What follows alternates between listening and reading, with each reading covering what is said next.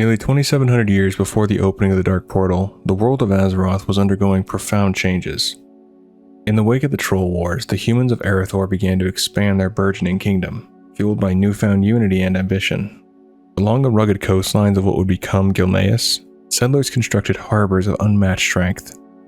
It was from these harbors that daring sailors ventured southward into uncharted waters. Their voyages led to a discovery of a vast, resource-rich island, teeming with valuable metals and other natural treasures. This island was destined to become a cornerstone of human power and prosperity. Among these pioneers were the first Tide Sages, gifted seafarers who claimed a mystical bond with the ocean itself. And the settlers established a stronghold that would grow into the mighty maritime nation of Kul Tiras. Over time, these colonies flourished, their culture shaped by the sea and their unique relationship with the Tide Sages. However, the settlers of Kul Tiras were not alone. The island was already home to the Drust, a hardy and formidable race steeped in druidic traditions. While the human colonists sought peaceful coexistence, the Drust were wary and unwelcoming. Skirmishes erupted, and the Drust began raiding human settlements, initiating a conflict that would last for generations. To defend themselves, the humans formed the Order of Embers, a persistent organization dedicated to countering the Drust threat. Despite this, not all Drust opposed the settlers. A group known as the Thorn Speakers, who adhered to ancient druidic ways, chose a path of understanding. Some among them even integrated into Kul'Tiran society, creating an uneasy but valuable alliance. The turning point came under the leadership of Colonel Waycrest, a man of great vision and courage. Determined to end the bloodshed, Aram rallied his people and allied with the Thorn Speakers, led by the wise druid Ulfar. Together, they mounted a decisive assault on the Drust stronghold of Gol Ozagur. Among their ranks was Athair, a figure of great significance to both sides. The final confrontation was nothing short of legendary. Aram himself faced Gorak Tull, the fearsome leader of the Drust, in single combat. Their clash was fierce, but Aram's resolve proved stronger. With a final mighty blow, he struck down Gorak Tull, shattering the Drust's armies and unraveling their arcane constructs in an instant. This victory marked the end of the Drust dominance. Aram Waycrest was hailed as a hero and elevated to the title of Lord, becoming the founder of House Waycrest. His strength would go on to shape Kul'Tiran history, their name synonymous with strength and leadership for 1,000 years. From the ashes of conflict, Kul Tiras emerged stronger than ever. The island nation developed a distinct identity, its people bound by the sea and the indomitable spirit of those who carved out its foundations. The legacy of Aram Waycrest and the Order of Embers became a cornerstone of Kul'Tiran pride, a testament to the resilience and determination of those who called the island home. 1,200 years before the Dark Portal, the once mighty kingdom of Azeroth had fractured. What had begun as small, interconnected trading outposts and cities evolved over generations into self-governing city-states, each more insular than the last. The bonds that had once united them dissolved into a patchwork of isolation and independence. Among these emerging powers, the maritime stronghold of Kul Tiras stood apart, thriving as a beacon of trade and seafaring prowess. While the lands of Azeroth grew divided, Kul Tiras flourished. The island nation embraced its identity as a maritime hub, its economy and culture built on the ebb and flow of the tides. Kul Tiras commanded the greatest navy in all of Azeroth's former territory, a fleet of merchant ships and war vessels that was the envy of the known world. Its daring captains ventured far and wide, charting the coasts of the eastern kingdoms and returning with exotic treasures, strange goods, and tales of uncharted lands. This wealth of knowledge and resources solidified Kul Tiras' dominance on the seas. Its thriving fishing and shipping industries outpaced even its northern neighbor Gilneas, which had long prided itself on maritime strength. Unable to rival the Kul'Tiran navy, Gilneas pivoted, redirecting its efforts toward land-based military power and expanding its trade-oriented enterprises. This strategic shift marked a divergence in the paths of the two proud nations, one ruled by the waves, the other rooted firmly on land. As the centuries passed, the human kingdoms grew more detached, their alliances weakened by time and distance. This disunity became starkly evident 75 years before the First War, during the tumultuous Null War. Facing the ferocious Null threat, King Barathan Rin of Stormwind dispatched envoys to the other human realms, including Kul'Tiran and Kul Tiras, imploring them for aid. Yet his pleas fell on deaf ears. The larger, wealthier kingdoms saw little reason to intervene in what they perceived as the struggles of a small, rural nation. Stormwind's self-sufficiency and its limited trade relationships with the other realms rendered it a low priority in the eyes of its potential allies. Each kingdom, content in its own prosperity, chose to remain uninvolved, leaving Stormwind to fend for itself. This growing isolation among the human nations foreshadowed the trials to come. While Kul Tiras continued to ride the waves of prosperity and Gilneas entrenched itself in its landward pursuits, the fragmented kingdoms of humanity left themselves vulnerable to the storms on the horizon. Unbeknownst to them, darker forces were gathering, and the fractured state of the human race would soon be tested in ways they could scarcely imagine. In the years leading up to the Second War, the island nation of Kul Tiras stood as a bastion of maritime power. Among the Council of Seven Nations, Kul Tiras held a position of great influence, thanks to its formidable navy and its indomitable leader, Lord Admiral Daelin Proudmoore. A trusted ally and lifelong friend to Anduin Lothar, Proudmoore was a man of conviction. When Stormwind fell to the Horde, he believed that vengeance was not only just but necessary. For Proudmoore, joining the alliance of Kul'Tiran was a moral imperative, a united front to eradicate the Horde and reclaim Stormwind for its displaced survivors. As the Second War unfolded, the Alliance's navy came under the command of the newly appointed Grand Admiral, with Proudmoore at the helm. Their first major confrontation of the Horde's fleet occurred near the island of Zuldair, a decisive moment before the infamous Battle of Hillsbrat Foothills. For Proudmoore, the encounter was almost too fortuitous. The crude, hastily constructed Orcish ships were no match for the precision and discipline of the Kul'Tiran fleet. The confrontation was like a wolf fighting an injured lamb, swift and merciless. Proudmoore's seasoned sailors and advanced warships made quick work of the Horde's fleet, outmaneuvering the inexperienced Orc captains with ease. The Alliance cannons roared, their volleys tearing through the ramshackle Horde vessels. Masts being splintered, hulls shattered, and the cries of Orcish crews were swallowed by the crashing waves. Those aboard the sunken transports had no hope of survival in the treacherous waters. Proudmoore's navy had not just bested the Horde, but annihilated their fleet in an awe-inspiring display of naval superiority. As the debris-strewn sea settled, Lord Admiral Proudmoore stood at the front of his flagship, surveying the devastation. It was then that a startling thought struck him. With his fleet's dominance over the seas, he could annihilate the entire Horde army before it even set foot on Alliance soil. The Second War could be brought to a swift and decisive end, not in the fields of battle, but upon the open waters. This realization only strengthened his resolve. Proudmoore's actions at Zuldair solidified Kul Tiras' role as the naval cornerstone of the Alliance of Kul'Tiran, and his leadership became a defining force in the war against the Horde. His name would echo in history as a master of the seas, the man who turned the tides of war into waves of triumph. The Horde fleet, battered and outmatched by the superior navy of Kul Tiras, seemed on the verge of annihilation. Yet, unknown to Lord Admiral Daelin Proudmoore, the Horde had a devastating ace up its sleeve. War Chief Orgrim Doomhammer, ever wary of the humans' dominance at sea, had prepared a grim contingency. He had asked the Dragonmaw clan to unleash the enslaved Red Dragonflight, creatures of myth and firebound fury, to protect the Horde's fleet across the Great Sea. Though the dragons had not yet been fully trained for battle, Necros Skullcrusher, keeper of the dreaded Demon Soul, wielded an unthinkable leverage.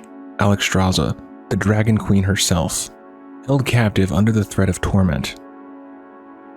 Reluctantly, 3 red dragons were dispatched to follow the Horde fleet, their wills shackled by the Orcs' cruel magic. These reluctant guardians trailed behind the ships, silent and ominous, until the moment came to strike. As Proudmoore's fleet descended upon the Horde ships, the dragons made their move. They swooped down on the unsuspecting Alliance ships, their crimson scales glinting in the sun before they unleashed torrents of fire upon the unsuspecting Alliance vessels. The sea was lit with flames as ships burned and crews scrambled for survival.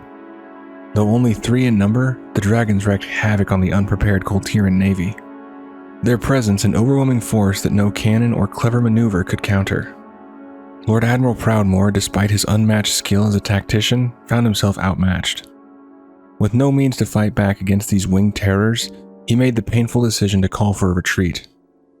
The once mighty Alliance fleet, scattered in a flame, withdrew from the battlefield, leaving the Horde ships to press onward toward Lordaeron. The defeat at sea marked a turning point for the Alliance forces, yet Proudmoore and the Kul'Tiran navy were far from broken, refusing to allow the Horde an unchecked advance. Kul'Tiran forces regrouped and established a defensive position along the northern borders of Khazad-dûm. There, they fought valiantly, holding the line against the Orcish tide and preventing the Horde from spilling into southern Lordaeron. Despite the setback, Proudmoore and his forces continued to embody the resilience of Kul Tiras, a nation forged by the waves, now standing firm against the fire. The sight of red dragons over the battlefield would haunt their memories, but it also fueled their resolve to adapt and prevail in the war to come.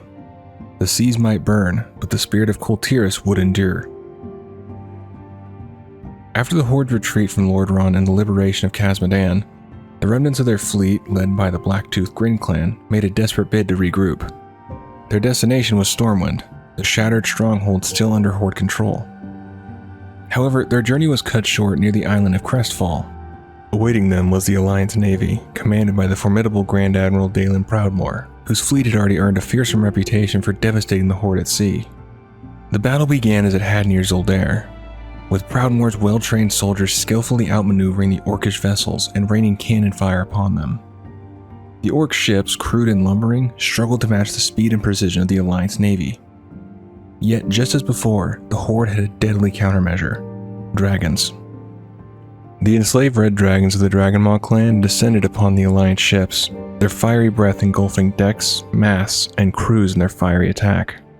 The Alliance navy, no stranger to these beasts after previous encounters, braced for the assault, but fire rained down with devastating force. Ships burned, sailors leaped into the blood-streaked waters, and the air was filled with the deafening roar of battle. This time, however, the Alliance had a surprise of its own. Flying alongside Proudmoore's fleet were the Griffin Riders of the Wildhammer Dwarves, led by Curdran Wildhammer himself. These skilled aerial warriors, hardened by their battles against dragons over the skies of Quel'Thalas, brought a new weapon to the fight. Lightning-charged storm hammers crackled in their hands as they surged into the fray, darting and weaving through the air with the agility only griffins could provide. The Wildhammers targeted the dragons with relentless precision, striking where the beasts were most vulnerable, drawing them away from the ships below and countering their fiery onslaught with storms of their own. The alliance between human ships and dwarven griffin riders turned the tide of the battle. As the dragons faltered under the Wildhammer's assault, the Horde fleet was left vulnerable. Proudmoore's ships closed in, their cannons unleashing hell upon the Orc vessels. Explosions tore through the Horde's ranks, and the sea churned with debris and blood. One by one, the Horde ships succumbed, their crews either perishing in the chaos or vanishing beneath the waves. Despite the Alliance's dominance, the cost was steep. Among the casualties was the Third Fleet, which fell victim to the fiery wrath of the Dragon Riders. The fleet's destruction claimed the life of Derek Proudmoore, the Grand Admiral's eldest son. The loss was a bitter blow to Proudmoore, even as victory loomed. By the battle's end, the majority of the Horde fleet was annihilated. Only a handful of ships, including those carrying Dalrend and Main Blackhand, managed to escape the slaughter. Above, the Griffin Riders had done their part, driving the surviving dragons to scatter across the skies, their dominance broken by the unyielding Wildhammers. The waters around Crestfall were stained red, a testament to the ferocity of the clash. While the Alliance had triumphed, the loss of Derek Proudmoore weighed heavily on Daelin, reminding him that even victory came at a grievous cost. The Battle of Crestfall would go down in history as one of the most pivotal naval engagements of the Second War, showcasing the unbreakable resolve of the Alliance and the sacrifices made to ensure Azeroth's survival. As an integral member of the Alliance, Kul Tiras played a crucial role in monitoring the Horde's movements during the tumultuous years following the Second War. Its formidable navy, renowned across Azeroth, acted as the Alliance's vigilant eyes on the seas, reporting enemy activities and ensuring the safety of vital maritime routes. However, even this stalwart nation faced threats beyond the Horde. A portion of the Kul'Tiran fleet fell prey to a sudden and devastating assault by black dragons near Barradin Bay. When the Alliance of Lordaeron began to fracture under the weight of political tensions and competing interests, Kul Tiras remained steadfast. The island nation continued to align itself with King Tyrannus Menethil, honoring its commitment to the shared vision of unity and strength among the human kingdoms. This loyalty set Kul Tiras apart as one of the few nations to uphold its bonds during the Alliance's decline. At the heart of Kul Tiras' enduring influence was Admiral Daelin Proudmoore. Proudmoore's fleets became the law on the high seas, tirelessly patrolling the trade lanes and hunting down pirates and marauders who sought to exploit the chaos.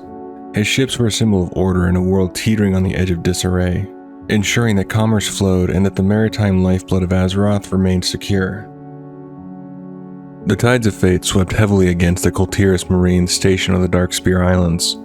Their stronghold, built in defiance of the native trolls, was caught in a perfect storm of calamity.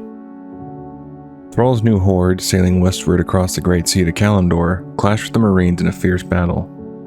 As if this onslaught were not enough, the Naga Sea Witch, Zargira, and her Murloc minions launched their own devastating attack, reducing the Kul'Tiran presence to ruins. Meanwhile, far to the north, Lady Jaina Proudmoore, sorceress of Dalaran and beloved daughter of Lord Admiral Daelin Proudmoore, prepared for a bold journey. Convinced by the mysterious prophet that the salvation of humanity lay across the Great Sea, she worked tirelessly to gather as many refugees as possible.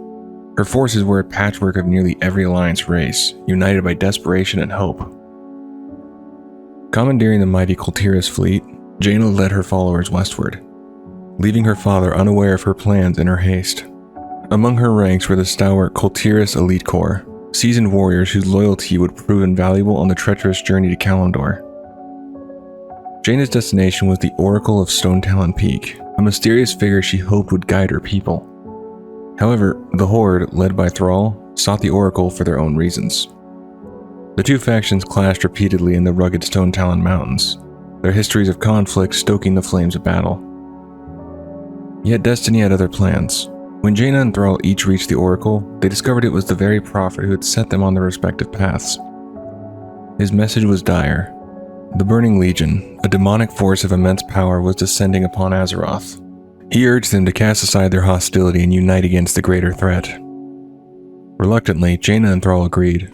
Their forces joined to defeat the corrupted Warsong clan, led by Grom Hellscream and the Barons. Together, they marched into Ashenvale Forest, battling demons, scourge minions, and the fiercely territorial Night Elf Sentinels. The culmination of their efforts came at Mount Hyjal, where an alliance of humans, orcs, and Night Elves turned the tide against the Legion in a desperate final stand. With the Legion defeated, Jaina chose to remain in Kalimdor. On the shores of a new land, she founded Theramore Isle, a haven for her people, and a beacon of hope in the unfamiliar West. Her decision to honor the fragile treaty with Thrall and the Orcs, who settled in the arid land of Durotar nearby, was met with skepticism by some, but marked a turning point in human-orc relations. After the fall of Lordaeron, Admiral Daelin Proudmoore embarked on a mission across the Great Sea to find the missing human expedition and his beloved daughter Jaina. It was a journey not only of reunion, but also of determination to confront the enemies he believed had plunged Azeroth into chaos. When his fleet finally arrived on the shores of Kalimdor, the Admiral discovered more than the scattered remnants of humanity. He found that the Orcs and their Darkspear troll allies had carved out a new homeland in Durotar. For Proudmoore, this revelation was intolerable. The Orcs who he blamed for so much destruction had no place in his vision of a safe Azeroth. Without hesitation, he launched an invasion, seeking to dismantle the Horde's fledgling kingdom. Preparing for war, Daelin appointed Lieutenant Benedict as his second-in-command, entrusting him with full authority over domestic military matters in Kul Tiras, while the Grand Admiral took his campaign to foreign shores. Initially, the Admiral had no knowledge of Jaina's location or the survivors from Lordaeron. He dispatched Lieutenant Alvarold to scout Kalimdor's coastline, while other officers such as Captain Thornby were sent inland to expand their search. Camps and fortifications, including the imposing Tiragard Keep, quickly emerged along the eastern coastline.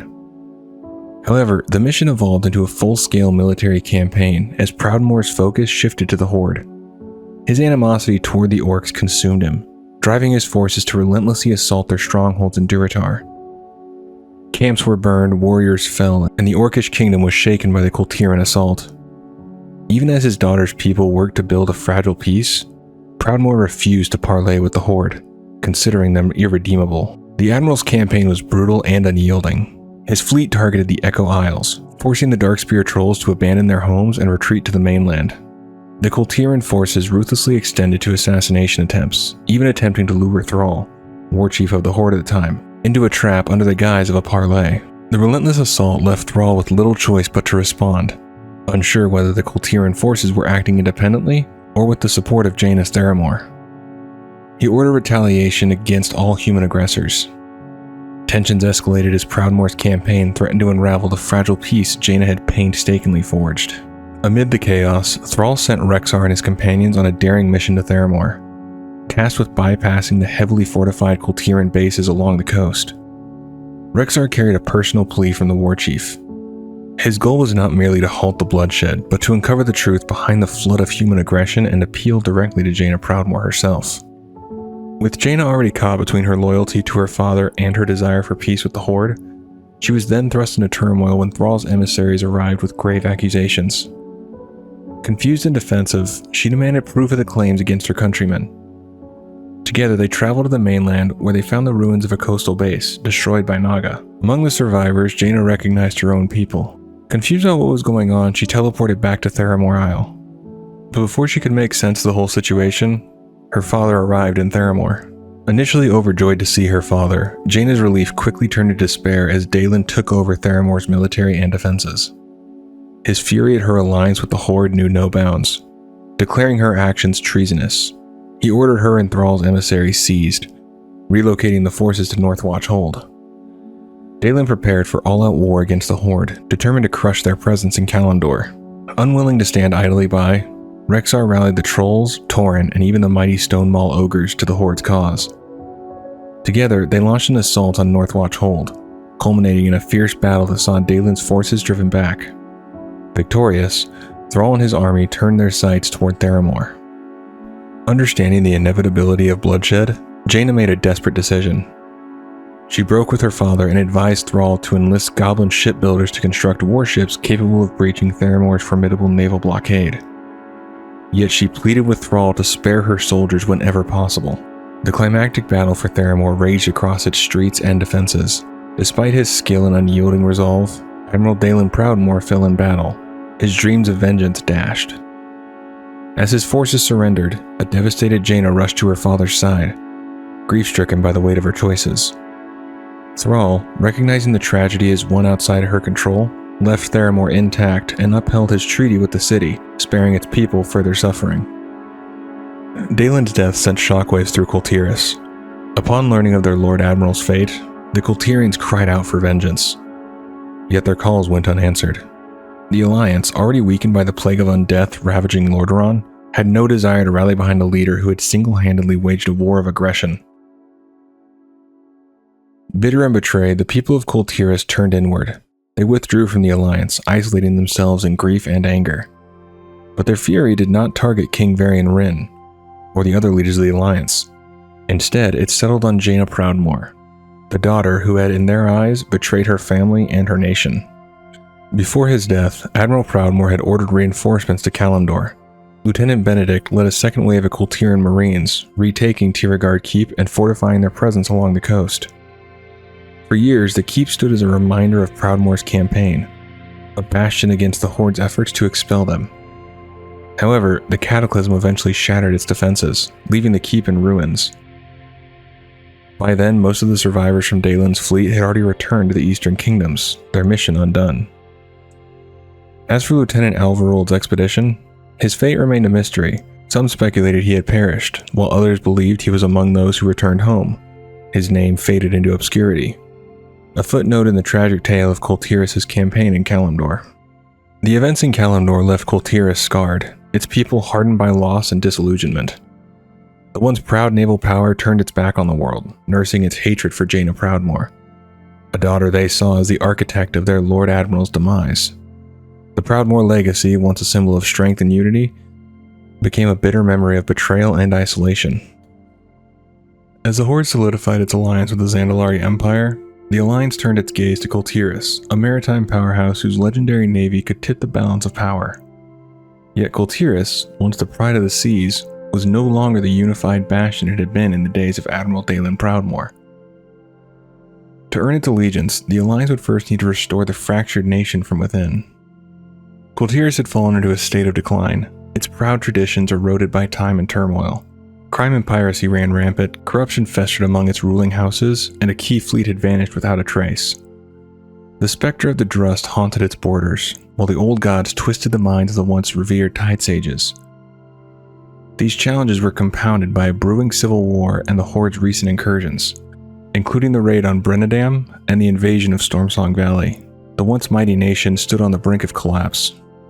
The Alliance began its efforts by mending the estranged Proudmoore family, whose rift mirrored the divisions within Kul Tiras itself. Adventurers and heroes from the Alliance delved into the nation's darkest corners, confronting pirates, cultists, and Drust invaders to stabilize its territories. Through their efforts, the Proudmoores reconciled and Lady Jaina Proudmoore reclaimed her place among her people. Yet the greatest threat came from within. Lady Ashvane, a trusted figure in Kul Tiras' high society, secretly plotted to overthrow Jaina's mother Catherine and seize control over the kingdom. Her coup nearly succeeded, but Alliance champions uncovered her treachery and thwarted her ambitions. With Ashvane's schemes unraveled and the missing fleet recovered, faith in Proudmoore leadership was restored. In recognition of her accomplishments, Jaina was named Lord Admiral, a title once held by her father. With Jaina at its helm, Kul Tiras reclaimed its place as a unified and powerful nation. The Alliance's trust, hard won through perseverance and sacrifice, was repaid as the Kul'Tirans rallied against their old foes. Their formidable navy joined the Alliance in a daring invasion of Zuldazar, striking a blow against the Horde and their Zandalari allies. Kul Tiras' resurgence was more than a military alliance. It was a symbol of redemption and resilience. From the chaos of its decline, the nation rose once more, guided by the strength of the Proudmoore legacy and its enduring bond with the sea. As the war between the factions raged on, Drustvar became a battleground once more. During the faction assaults, the Order of Embers stood steadfast alongside the Purified, battling against the Horde to protect the region and its people from both external threats and the lingering darkness of the Drust. However, even after the fall of the Heartsbane Coven, the threat of dark magic in Drustvar did not fade. By the time of the war against the Jailer, remnants of the Covenant still lurked in the shadows, guarding Goloneth under the command of Gorak Zar. There, they protected the Flame of Oblivion, a powerful artifact infused with a portion of Gorak Tul's essence, ensuring his influence persisted. The struggle against these lingering threats continued well beyond the major conflicts of Azeroth. During the rise of the Dragon Isles, Marshal Joan Cleardawn was seen at the T&W trading post in Stormwind, acquiring new weaponry to aid Drustvar's garrison in their ongoing battle against the witches. The need for arms was a grim reminder that the Drust's curse had not yet been fully extinguished. Yet time weaves its own fate. 42 years after the Dark Portal opened, following the destruction of Dalaran on the Isle of Dorn, Talia Fordragon proclaimed that no otherworldly witches remained in Kul Tiras. Whether its declaration marked the true end of the Drust's influence or merely a lull in their inevitable return remains uncertain. Nestled along the rugged western coast of Drustvar lies Anyport, a bustling smuggler's cove often referred to simply as the Cove. A haven for merchants, outlaws, and those who prefer to operate beyond the watchful eyes of the Kul'Tiran authorities. Anyport thrives on illicit trade and shifting allegiances. When Alliance adventurers first arrive, they find the town under the iron grip of Richard Tornsail, a ruthless captain of the Irontide Raiders. However, opportunity lurks in the shadows. The ambitious goblin entrepreneur, Ceci Loosecannon, sees potential in reclaiming the Cove for honest, if still somewhat questionable, commerce. She enlists adventurers to help drive out the pirates and restore the town to its former business-friendly status. For Horde adventurers, Anyport is already open for trade, serving as a key stop along the Horde war campaign. Here, merchants and smugglers alike cater to those who seek rare goods and illicit wares, no questions asked. Within the town, the Low Tide Tavern offers a gathering place for weary travelers, tucked beneath the wreckage of a broken night elf ship. For those seeking stronger drinks and looser lips, the infamous Drunk Tank floats just north of Anyport, its rickety platform promising both revelry and potential peril. Aram's Stand, a resilient bastion in the heart of Drustvar, bears the name of Aram Waycrest, the first lord of the region. Steeped in history and defiance, the town now serves as a stronghold of the Order of Embers, a force dedicated to combating the lingering darkness of the Drust. In the wake of Corlane's fall, many refugees sought shelter within its fortified walls. But even here, danger lurked. The Heartsbane Coven, ever insidious, managed to infiltrate Aram's Stand under the leadership of the cunning Sister Littlefield, weaving their dark influence from within. As the war gripped Drustvar, Aram's Stand became a critical point of defense. During the faction assaults, a contingent of devoted Alliance warriors, humans, Draenei, dwarves, and Lightforged Draenei, rallied under the banner of the Purified. Empowered by the light, they stood unwavering against the Horde, ensuring that the town remained a beacon of resistance amidst the encroaching darkness. In the aftermath of Thomas Zelling's transformation into Forsaken, his wife Julia Zelling sought refuge in Arm's Stand alongside their children, Hannah and Matthew. When Thomas questioned Rexxar about how they could afford such sanctuary, the Beastmaster revealed that Lillian Voss had personally ensured their well-being, providing for them in their time of need. Now, I wanted to go into more detail about Thomas Zelling, as he isn't a character I knew anything about. By the time of the Fourth War, Thomas Zelling was a devoted Tide Sage, a husband to Julia, and a father to 2 children, Hannah and Matthew. However, his life was overshadowed by a terminal illness, and rather than let his family witness his slow decline, he chose to leave them behind. In his solitude, he was approached by Rexxar and Lillian Voss, who sought his knowledge. In return, Zelling questioned Voss about undeath, specifically whether a resurrection as a Forsaken would rid him of his affliction. Desperate for a cure, he turned to forbidden void magic, attempting to heal himself with the Book of Forbidden Magics. However, his efforts were thwarted when the tome was confiscated by Commander Augustine. Still seeking answers, he delved deeper, questioning whether undeath would strip away the disease. Citing the case of Captain Amalia Stone and wondering whether she had lost her mind upon being raised. When the Horde sought his assistance in recovering the body of Marshal Valentine, Zelling saw his opportunity. He struck a deal. In exchange for his resurrection, he would serve the Forsaken, provided his family was protected. Lillian Voss agreed, and upon his death, the Valkyr Kira raised him into undeath. Overcome with joy, he rushed to reunite with his wife and children, believing they would welcome his return. Instead, they recoiled in horror, unable to recognize him. His children screamed in terror, and in his anguish, he lashed out, further frightening them. As his family fled, Zelling was left behind to fully embrace his new existence among the Forsaken, ensuring Voss would keep her word in safeguarding them.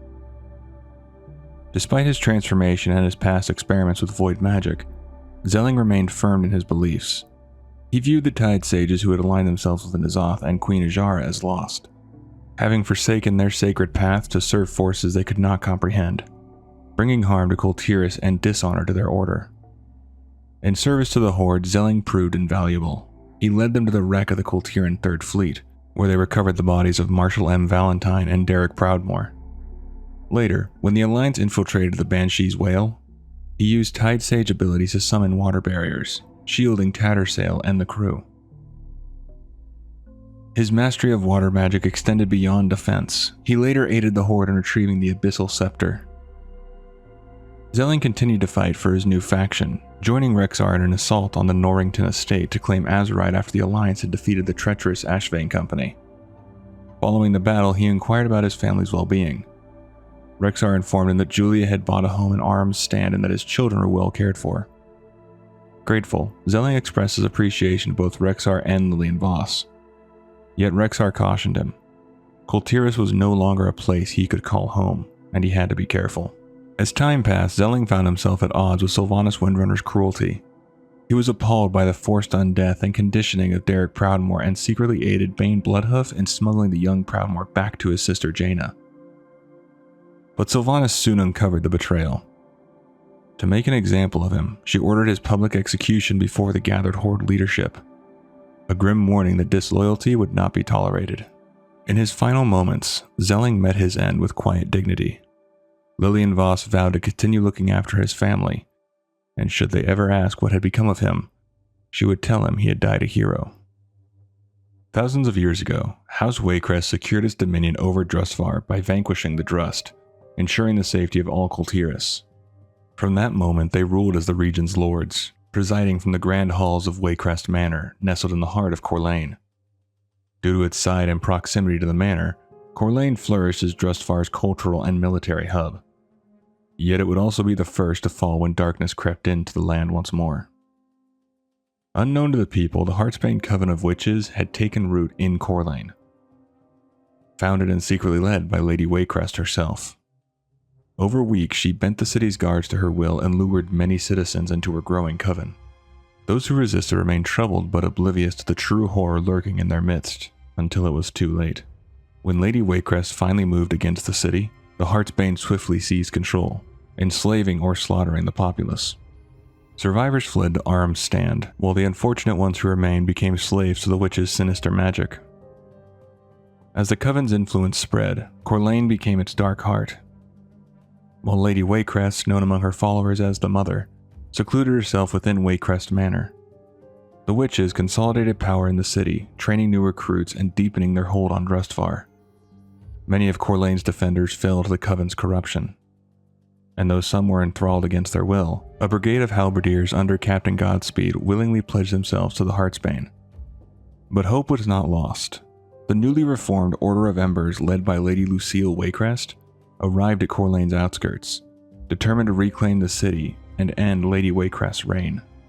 Establishing a foothold at Watchman's Rise, the Inquisitors launched their assault.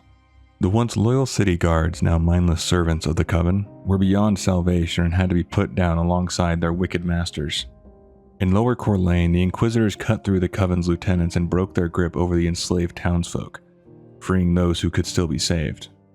A powerful barrier blocked passage to Upper Corlane and Waycrest Manor, a final line of defense against the Order. However, with silver harvested from the Bleak Hills mine, the Inquisitors fashioned explosives to shatter the gate. Pushing into the heart of the city, they waged a brutal battle against the Coven's strongest forces, cutting down the matrons who had orchestrated Corlane's downfall. Their path clear, the Inquisitors stormed Waycrest Manor, where Lucille confronted her mother. That's far enough. Mother? Is that you?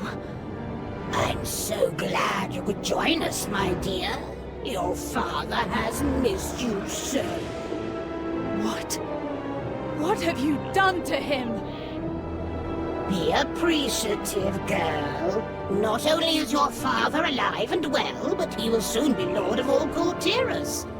Come join us, child. Keep away from her, you heartless witch! Why, Marshal, that's no way to talk to a lady. I shall teach you some manners.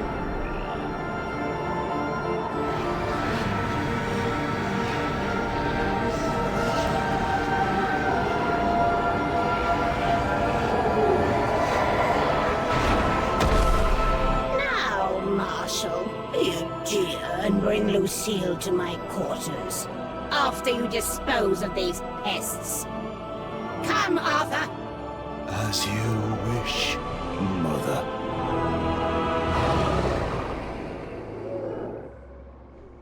Lady Waycrest, though powerful, was forced to retreat into the depths of the manor, pursued by the relentless Inquisitors.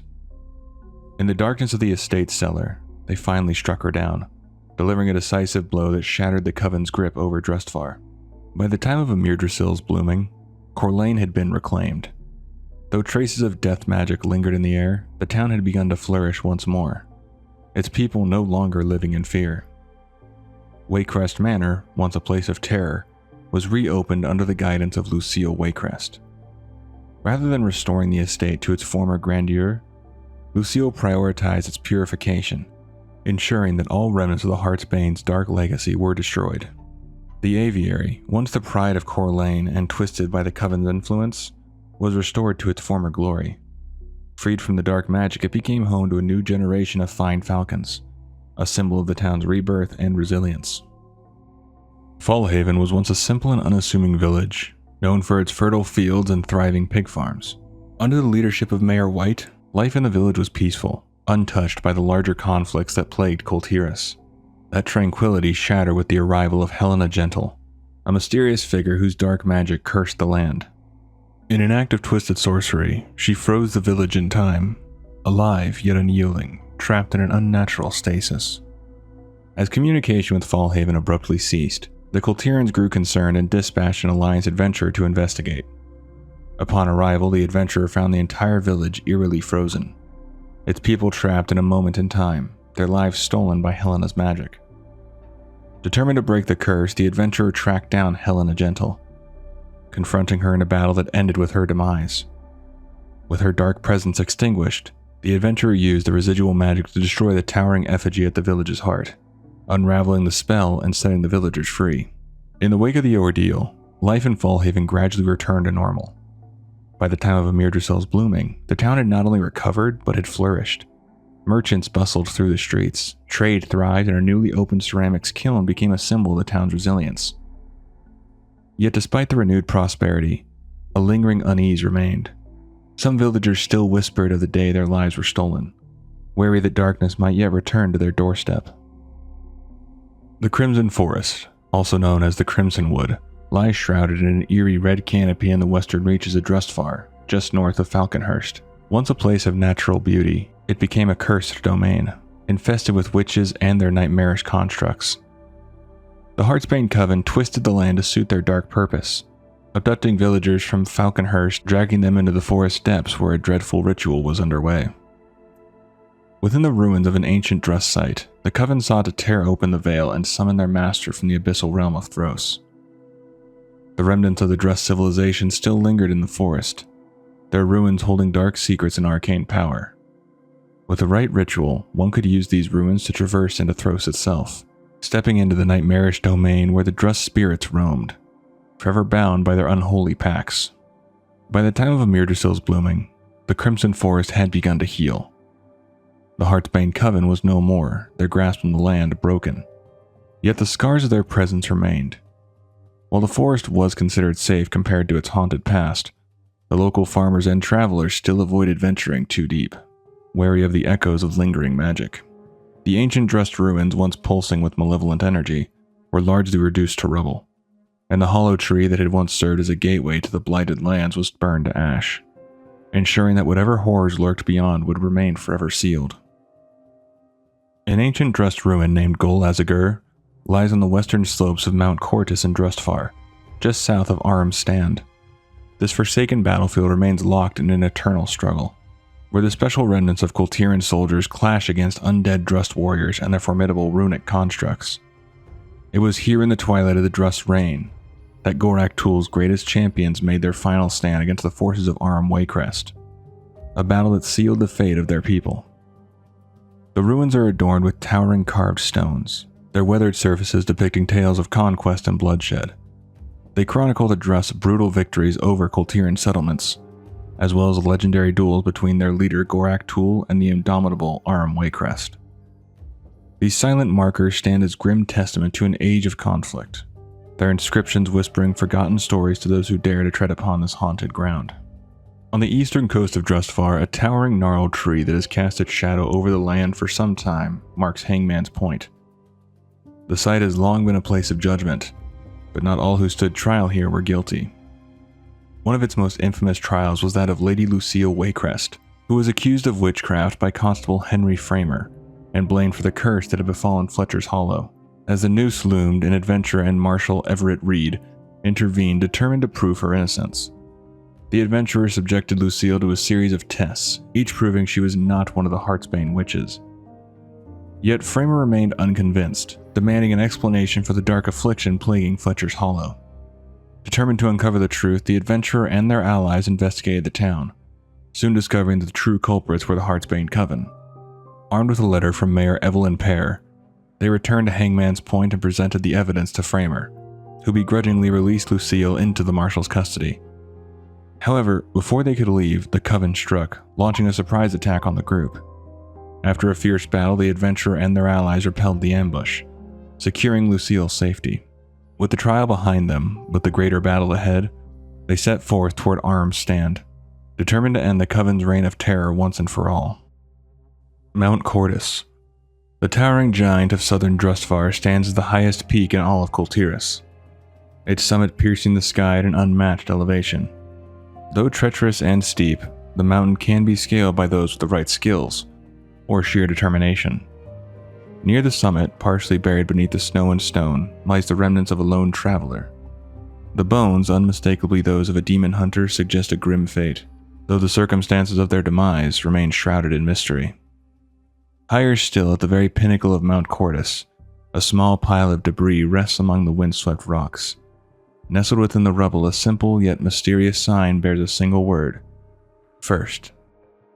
Once a grand estate befitting Drustvar's ruling family, Waycrest Manor now stands as a foreboding monument to a mystery steeped in darkness. The halls that once echoed with the laughter of nobility have fallen silent, save for the hushed whispers of terrified townsfolk. Lord and Lady Waycrest inexplicably sealed themselves within its walls, and since that day, rumors of unspeakable horrors have spread like wildfire. Stories abound of eerie rituals performed in the dead of night, of townspeople vanishing without a trace, and of blood-curdling screams piercing the still air. Shadows dance unnaturally within its windows, and an unsettling presence lingers on the estate grounds, sending shivers down the spines of those who dare to pass by. Though speculation runs wild, one thing is certain. An ancient and malevolent force had taken root within Waycrest Manor, twisting it into something unrecognizable, something of pure evil. After making your way through the Grand Foyer, you come across the first to pledge themselves to the Heartsbane Coven. These siblings have each honed a unique and formidable mastery of dark magic. Bound by their thirst for greater power, they now turn their sights toward harnessing the energy of their focusing iris, a relic that could elevate their sorcery to terrifying new heights. Making your way further into the manor, you come across the soulbound Goliath, which is a towering abomination, a nightmarish fusion of the tortured souls of the Kul'Tirans it has consumed. Their anguished wails echo from deep within its form, an unending lament for those unfortunate enough to have fallen to its insatiable hunger. Bound by dark sorcery, the monstrosity roams in relentless pursuit, a relentless nightmare for the foolish souls who dare cross its path. The next boss you encounter is Rawl the Gluttonous, who was once the esteemed chef of the Waycrest household, known for his lavish feasts and culinary mastery. But now his once pristine kitchen is transformed into a grotesque chamber of horrors. Twisted by dark magic and an insatiable hunger, he prepares unspeakable dishes, serving portions of his own cursed flesh to the damned souls that haunt the halls of Waycrest Manor, ensuring that the feast never ends. Lady Waycrest desperately sought salvation in any power that would heed her call. It was Gorak Tul who answered, whispering promises of eternal unity, a bond that even death could not sever. But such a gift came at a terrible cost. 2,000 years ago, Gorak Tul and his ruthless Drust warriors waged war against the ancient defenders of Kul Tiras. In a final desperate battle, the Drust were vanquished, and Gorak Tul was cast into the Blighted Lands, imprisoned beyond the mortal realm. But his exile was not the end, only a pause. For centuries he lingered in the shadows, his hatred festering, his whispers reaching out to those who would listen. Now his influence has seeped back into Drustvar, corrupting its very heart. With the ruling seat compromised and his devoted followers working tirelessly to break his chains, Gorak Tul stands on the precipice of resurrection, ready to unleash his wrath upon the land once more. Stormsong Valley, a land steeped in maritime devotion, thrives under the rule of House Stormsong. Here, the sea is not just a way of life, it's a sacred force, worshipped with unwavering religious fervor. Central to this devotion are the Tide Sages, a powerful sect that blesses each vessel before it sets sail. It was the father of the current Lord Stormsong who first led these spiritual navigators to the valley, cementing their role in Kul Tiras' naval supremacy. Renowned for crafting the finest ships in the kingdom, Stormsong Valley has long been the lifeblood of Kul Tiras' fleet. Every inhabitant contributes to this noble endeavor, their efforts ensuring the dominance of the Kul'Tiran navy. Yet, a shadow has fallen over the valley. Ship production has mysteriously halted. If the Alliance hopes to secure a formidable naval force, they must uncover the cause of this disruption and restore the valley's industry. The valley is bordered by towering mountain ranges that shape its natural boundaries. To the south, jagged peaks form an imposing divide between Stormsong Valley and Tiragard Sound, with Highland Pass serving as the only viable route between them. Just beyond this passage lies the city of Brennedum, a vital hub nestled in the valley's heart. Further west, Widow's Peak looms over Sprucewood, where Ettins make their home. Nearby, the Briarback Crawl sprawls across a rugged gorge, claimed by the savage Briarback Quillboar. The western foothills, a land of rolling meadows with highland whims, host settlements like Millstone Hamlet and Seabreeze Village, where the Kul'Tirans have carved out a living amidst the untamed wilds. To the north, a chain of peaks mark the valley's farthest reaches, each summit standing as a silent sentinel over the land. Among them are Gale's Rest, Stormwatch Peak, and Tidebreak Summit, their slopes feeding countless rivers that flow through the Tidebreak foothills. The mighty Shrine of the Storms rises dramatically from the waters northeast of Kraken's Reach, its ancient foundations carved into the craggy cliffs. This revered sanctuary serves as a seat of power for both House Stormsong and the Tide Sages, its walls adorned with the sigil of the Kraken. a testament to their deep and enduring bond with the sea. Stormsong Valley remains a place of mystery and majesty, where the whispers of the tides hold secrets yet to be unveiled. As the Alliance delves into its troubles, they may find that the valley's fate is bound not only to the sea, but to forces far beyond mortal understanding. For centuries, Brennedum and the entirety of Stormsong Valley thrived under the stewardship of House Stormsong, a dynasty that had governed the region since the first humans set foot upon its shores. Over time, the valley blossomed into the agricultural heart of Kul Tiras, its fertile fields yielding an abundance of crops. Positioned near the border of Tiragard Sound, became a bustling market town, its street live with commerce and prosperity.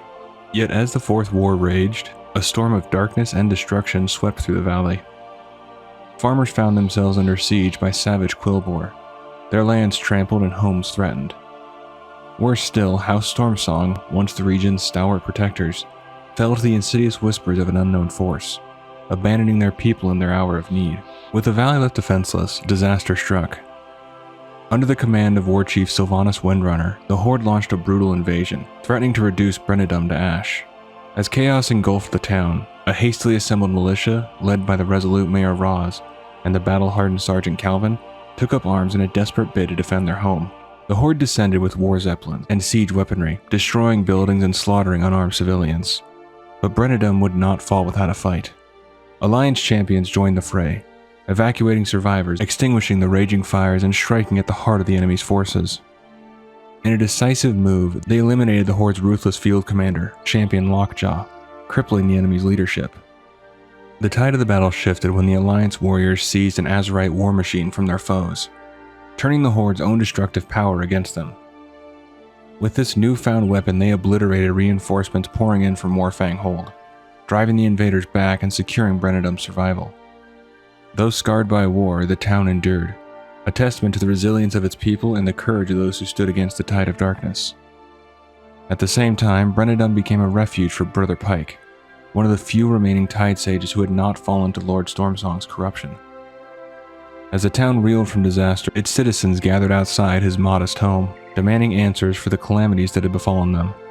Pike, alongside heroes of the Alliance, set out from Brennedum in search of the truth, determined to uncover the forces behind the valley's turmoil. As these events unfolded, a new militia emerged from the chaos, comprised of local volunteers and uncorrupted Tide Sages. This faction became known as the Storm's Wake, dedicated to shielding the people of Stormsong Valley from the horrors that plagued them. They established Brennedum as their central stronghold. From here, they waged a relentless struggle against the darkness, vowing to restore peace to their homeland and reclaim what had been lost. The Deadwash was once an unassuming settlement nestled between the Drowned Lands and the briny flats in western Stormsong Valley, and it's become a town gripped by ambition and peril. The land surrounding it was part of an ambitious project, an effort to reclaim fertile ground by draining a bay, with the seawall at Fort Daelin standing as the last barrier between the valley and the relentless ocean. However, while the settlers sought to cultivate farmland, fate had other plans. As the water receded, the skeletal remains of a long-forgotten shipwreck from the Second War emerged from the mud. Within its shattered hull, glimmers of long-buried treasure ignited the imagination of all who laid eyes upon it. The fields were soon abandoned as over 200 hopefuls, treasure hunters, workers, and fortune seekers, descended upon Deadwash, eager to claim a piece of the newfound riches. Yet, where there is treasure, there are those willing to kill for it. The ruthless Iron-Tide raiders, ever drawn to wealth like sharks to blood, set their sights on Deadwash. With cutlasses sharpened and cannons ready, they descended upon the town in a ruthless assault, seeking to seize the spoils for themselves. What was meant to be a settlement of prosperity has instead become a battleground, where the settlers must fight to keep what they have uncovered, or risk losing it all to the greed of the sea's most ruthless marauders. A forsaken isle off the western coast of Stormsong Valley called Fate's End is a place few dare to speak of and even fewer live to tell about. Jagged Drust ruins stand like silent sentinels along its southern shore, their ruined pillars whispering of ancient and forgotten magics. To the north, shattered shipwrecks litter the coastline, grim reminders of those who strayed too close. The air above crackles with restless thunder, and the seas that surround it churn with an unnatural fury. Only the Tide Sages can navigate these treacherous waters unscathed, for Fate's End is no ordinary island. It is a threshold to something far more sinister. Once, the Kul'Tirans attempted to tame the island, seeking to carve out a settlement amid its eerie landscape. Yet each time, the mist swallowed them whole, entire colonies vanishing overnight, their inhabitants never seen again. With no explanation for these disappearances, Fate's End was abandoned to its own dark devices. Now, it serves a far grimmer purpose, a place of exile for Kul Tiras' most dangerous criminals. Yet, exile here is a sentence worse than death, for none who are cast upon its shores ever return. The island's dark secret lies in its connection to Thros, the Blighted Lands, a realm of corruption and decay that festers within the Emerald Dream, twisted by the unnatural meeting of void and death. This accursed place has long been the domain of the Drust and their king Gorak Tul, ever since their ancient war against the human sailors of Kul Tiras. Strange fiends prowl its decayed landscapes, twisted reflections of life, feeding on the despair of those unfortunate enough to be trapped there. The gateway to Thros is the great tree Gul'Anath, a gnarled and towering sentinel standing at the crossroads between the walking world and the nightmare beyond. However, Fate's End itself serves as a secondary passage, a Terran reality where those exiled to the island are dragged beyond the veil. Some say dark rituals can open the way as well, drawing those who tamper with forbidden magics into the clutches of Thros. Regardless of the method, one truth remains. Those who enter the Blighted Lands are never meant to return. Whatever awaits within is beyond mortal comprehension, a fate more terrifying than the depths of the sea itself. A rugged and windswept corridor through the mountains named Highland Pass serves as the only land route into Stormsong Valley. Every merchant traveling to bustling towns like Brennida must pass through its winding path, making it a lifeline for trade and commerce. However, during the tumultuous Kul'Tiran civil war, this vital artery was severed by Lord Stormsong himself, who ordered the road blocked in a bid to isolate the valley from the rest of Kul Tiras. The consequences were swift and severe. Unaware of the blockade, Boralis watched its once thriving trade dwindle, its merchants left stranded without goods or news from the valley. With commerce stifled and tensions rising, the situation threatened to spiral into chaos. It was only through the intervention of Talia Fordragon and a determined alliance adventurer that the blockade was finally dismantled. Braving the dangers of Highland Pass, they confronted the forces enforcing Lord Stormsong's decree, clearing the road and restoring the flow of trade to the beleaguered valley. Though the passage now stands open once more, its history remains a reminder of how fragile the balance of power can be, and how the ambitions of one ruler nearly strangled the lifeline of an entire region. The ceaseless rhythm of industry echoes across this vital hub of shipbuilding, where master craftsmen from Scripps Lumber Co., Layson & Sons Rigging, and the Brine Works labor tirelessly. Their efforts supply the renowned Addington shipyards with the finest materials, each plank, mast, and sail reinforcing the might of Kul Tiras' formidable fleet. Across the water, even greater vessels take form at Port Fogtide, seamlessly connected by the sturdy bridge at Tidecross. Known as Mariner's Strand, this bustling island ensures the lifeblood of Kul Tiran seafaring tradition continues unbroken. Yet darkness has crept into this industrious heart. Corrupted tide sages and the once loyal Stormsong militia have seized control, twisting the purpose of Mariner's Strand into something unnatural. What was once a place of craftsmanship and seafaring legacy now lies in turmoil. Its harbor shrouded in an eerie silence broken only by the whispers of those who have succumbed to the dark tide. Among the shipyards stand Seafarer's Rest. Within this hollowed coastal sanctuary, the final rites of the Stormsong unfold as departed souls are set adrift into the open sea, carried by ancient tides to an eternal horizon. The salt-laden winds carry the echoes of their stories, a solemn reminder of the price paid to try to tame the seas. Once a bastion of maritime mastery, Mariner's Strand now teeters on the edge of ruin. Whether it will be reclaimed by the righteous or remain in the grasp of corruption is a fate yet to be written on the tides. A desolate and storm-battered expanse lies south of the Shrine of the Storm in eastern Stormsong Valley, flanked on both sides by the Forgotten Cove. Stretching from the forsaken ruins of the Lost Estate in the southwest to the looming base of the great mountain that dominates the island's skyline, this bleak land bears the scars of eerie corruption, its very soil steeped in an unsettling stillness. Two ancient and ominous sites stand upon this haunted ground. The Bleak Sepulchre, resting in the southeastern reaches, and a profaned reliquary, hidden near the northern edge.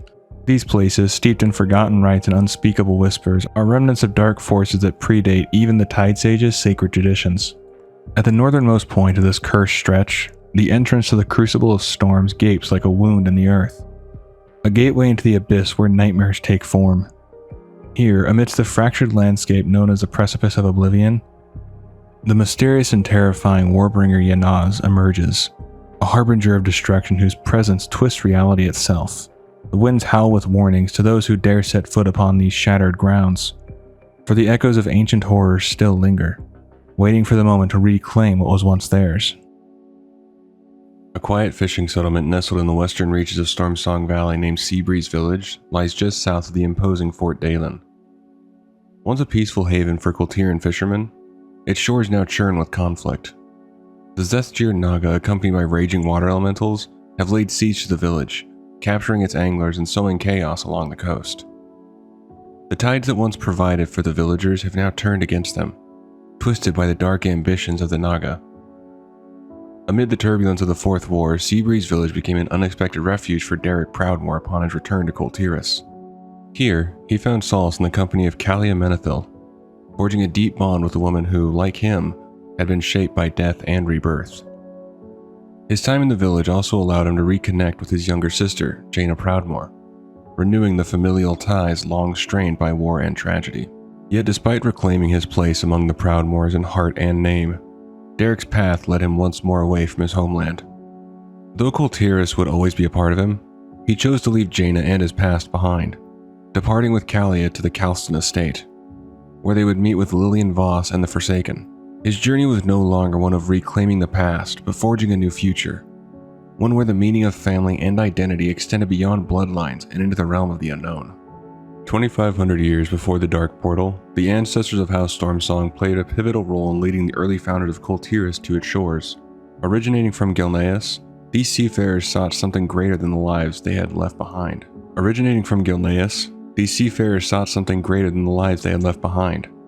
The call of the sea was their first answer, an endless, untamed expanse that provided both sustenance and peril in equal measure.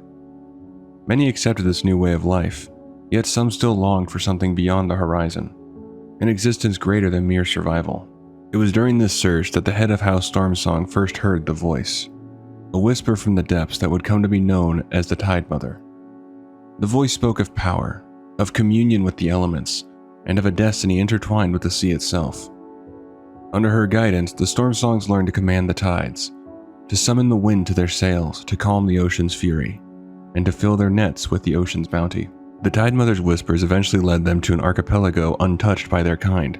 Here, beneath storm-laden skies, they found their promised land, what would one day be known as Kul Tiras.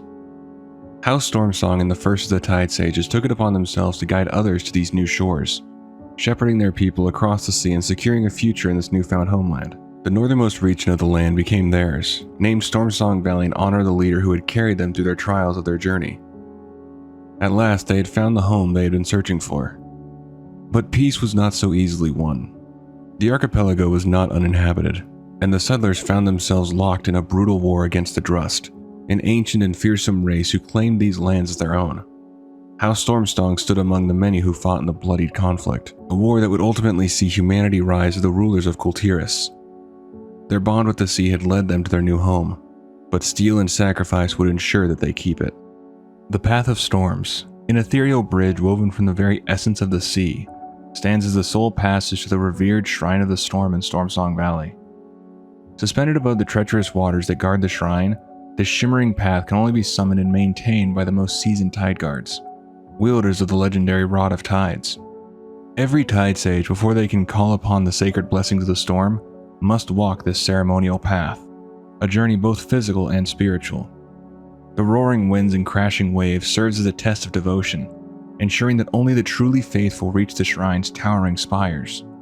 Those who traverse the Path of Storms do so with reverence, knowing that beyond its mist-shrouded expanse lies the heart of their order's power, where the tides themselves whisper secrets of the deep. The Shrine of the Storm stands as both the spiritual heart of the Tide Sages and the seat of power for House Stormsong. Within its sacred halls, powerful blessings are woven into the very hulls of the Kul'Tiran fleet, ensuring their unmatched dominance in naval warfare. For generations, the Tide Sages have acted as stewards of the shrine, channeling the sea's raw fury into divine protection for their people. Yet, an encroaching darkness now taints these hallowed grounds. A sinister force has taken root within the shrine, threatening to wrest control of the Kul'Tiran fleet and turn it against those it once served. Whispers of corruption ripple through the storm-racked halls, twisting the Tide Sage's once pure rituals into something unnatural and malevolent. Beyond the shrine, at the ominous precipice of oblivion, lies a place where time itself seems to unravel. Here, Storm's End and the Shrine of Shadow stand as grim monuments to an ancient power that predates even the Tide Sage's traditions. According to Xal'atath, this cursed place has borne countless names across the ages, each one carrying echoes of forgotten horrors. The winds howl with the voices of the past, warning all who dare tread its shattered ground that some power should remain undisturbed. Beneath the swirling ocean currents lie countless ancient powers lost to mortal memory. Yet in the heart of these treacherous waters, Lord Stormsong, a true master of the deep, calls upon a legendary sea beast to stand as guardian of the hallowed shrine named Aquasir. Beneath Lord Stormsong's authority stands the Tide Sage Council, guiding pillars of the Tide Sage Order. Within this trio, Wavespeaker Reed, Brother Ironhull, and Gale Caller Faye, each member safeguards a distinct facet of their sacred tradition. Reed himself was renowned for teaching the oldest form of oceanic magic, ushering young initiates into an ancient communion with the sea. In the end, however, his path veered into the void, like so many others, leading the storm wakes to strike him down. As a revered master of House Stormsong, Lord Stormsong stands at the forefront of the Tide Sages, guiding them through ancient oceanic rites and blessings. Yet beneath the surface of these sacred waters, a darker mystery lurks, a reminder that not everything is as it appears. Dispatched by Queen Ajar to sow discord among the Tide Sages, the sinister Volzith tempts any who will heed its hushed promises of forbidden power. A long-submerged evil stirs beneath the Shrine of the Storm, its presence seeping through the stone like the tide through a crumbling seawall. The same whispers that shattered Lord Stormsong's mind still echo in the abyss, weaving a siren song of eldritch power. Those who hear and obey do not resist, they prepare, their dark rituals a tribute to an unseen master lurking in the depths. Whatever nightmare festers in the shadows, its influence spreads like a gathering storm, warping the will of its followers and bending them towards some unknowable purpose. Their devotion is absolute, their rituals unceasing, and their intent undeniable. Should they succeed, the tides themselves may rise in servitude to an ancient horror, drowning all that stands against it. One thing is certain, they must be stopped before the storm breaks. Called forth from the abyss to reclaim relics of immeasurable power, the restless cabal serves as the will of N'Zoth made manifest. Bound by eldritch chains, they are doomed to enact their master's bidding for eternity. Zaksash the Speaker whispers promises of power and dominion, his words twisting minds and breaking wills. Meanwhile, Fthul, the mighty enforcer, embodies destruction itself, crushing all who dare stand against the tide of darkness. Together they herald the rise of an ancient force that seeks to reclaim its dominion over reality itself. When Queen Ajar struck her fateful bargain with N'Zoth 10,000 years ago, she did not come alone. As a tribute to the old god, she offered one of her most devoted followers, a soul bound in unwavering loyalty, now twisted into a harbinger of the deep. Unat, chosen of N'Zoth, rises with the crawling masses that heed his command. A herald of the inevitable return of his master, the stars have long whispered of this moment, and now their prophecy unfolds, dark tides rising, the end beckoning. As the ancestral homeland of the Proudmoore family, this region stands the heart of Kul Tiras. Known as Tiragard Sound, it overflows with natural beauty, towering mountains and dense forests teeming with wildlife in both its northern and southern reaches, and an expansive coastline to the south, west, and east that yields a bountiful harvest from the sea. The people of Tiragard Sound are legendary monster hunters, hardened by a relentless battle against the horrors that lurk beneath the waves. Their daily struggles extend beyond the sea as they fend off ruthless pirates who once confined themselves to freehold, but have grown emboldened, launching attacks upon the shores of Tiragard itself. The land is further plagued by internal strife. Corruption festers within its noble houses, and gangs run rampant as the region's leaders squabble for dominance. Amidst this turmoil, Tiragard Sound played a pivotal role in the war between the Alliance and the Horde, serving as the Alliance's primary staging ground. Strategically located at the heart of Kul Tiras, it serves as a vital crossroads, connecting the Great Sea from one side of the island to the other. Whether traversing its vast waters, braving its untamed wilderness, or navigating its political turmoil, those who call Tiragard Sound home are ever at the mercy of both nature's fury and mankind's ambitions. Nestled east of Vigil Hill in Tiragard Sound, the abandoned junk heap, also known as the Rusted Vault, stands as a testament to a mystery lost to time. Once a bustling gnomish enclave, it inexplicably fell silent. Something unseen and unknown lured every gnome from Boralis to this isolated site, only for them to vanish without a trace. Now, only the sentry bots remain, endlessly patrolling the remnants of their creator's lost civilization. As the Kul'Tiran civil war ignited across the land, the Algerson lumberyard found itself under siege, not by soldiers, but by an unnatural force lurking within the very woods it sought to harvest.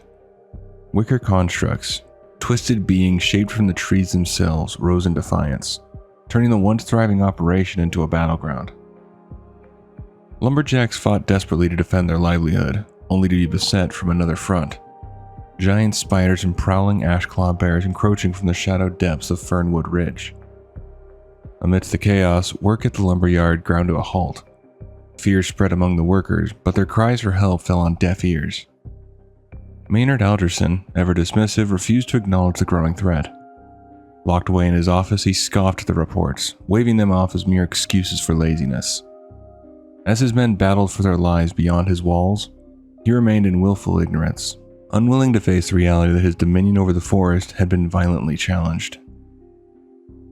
It was only with the aid of a champion of the Alliance, recruited by Maynard's son, Benjamin, that the crisis began to be addressed.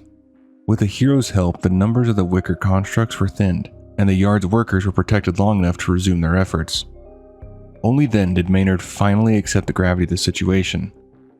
However, it was Benjamin who took it upon himself to investigate further, venturing alone into Fernwood Ridge in search of answers. At the same time, a Thornspeaker druid named Lissa Treewarden emerged from the depths of the forest, seeking aid in restoring the balance of the woods. While she was not responsible for the attacks in the lumberyard, she was deeply concerned by the devastation caused by Algerson's operations. Aligning with the same Alliance champion, Lissa set out to mend the damage inflicted upon the land.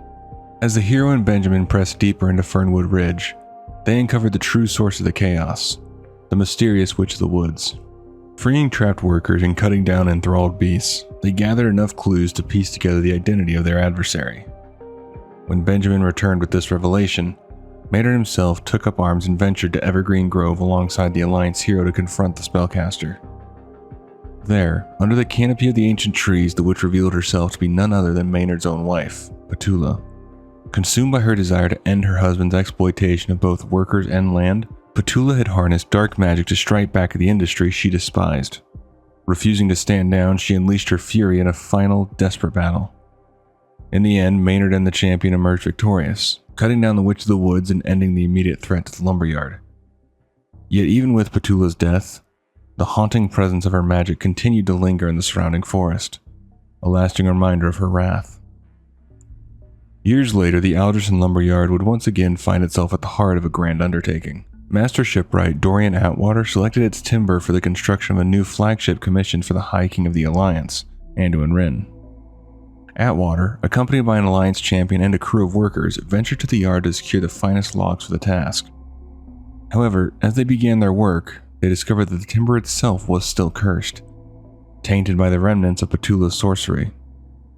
Before it could be shaped into the High King's vessel, the haunted wood would have to be purified, ensuring that the legacy of the Witch of the Woods did not find its way into the heart of the Alliance's fleet.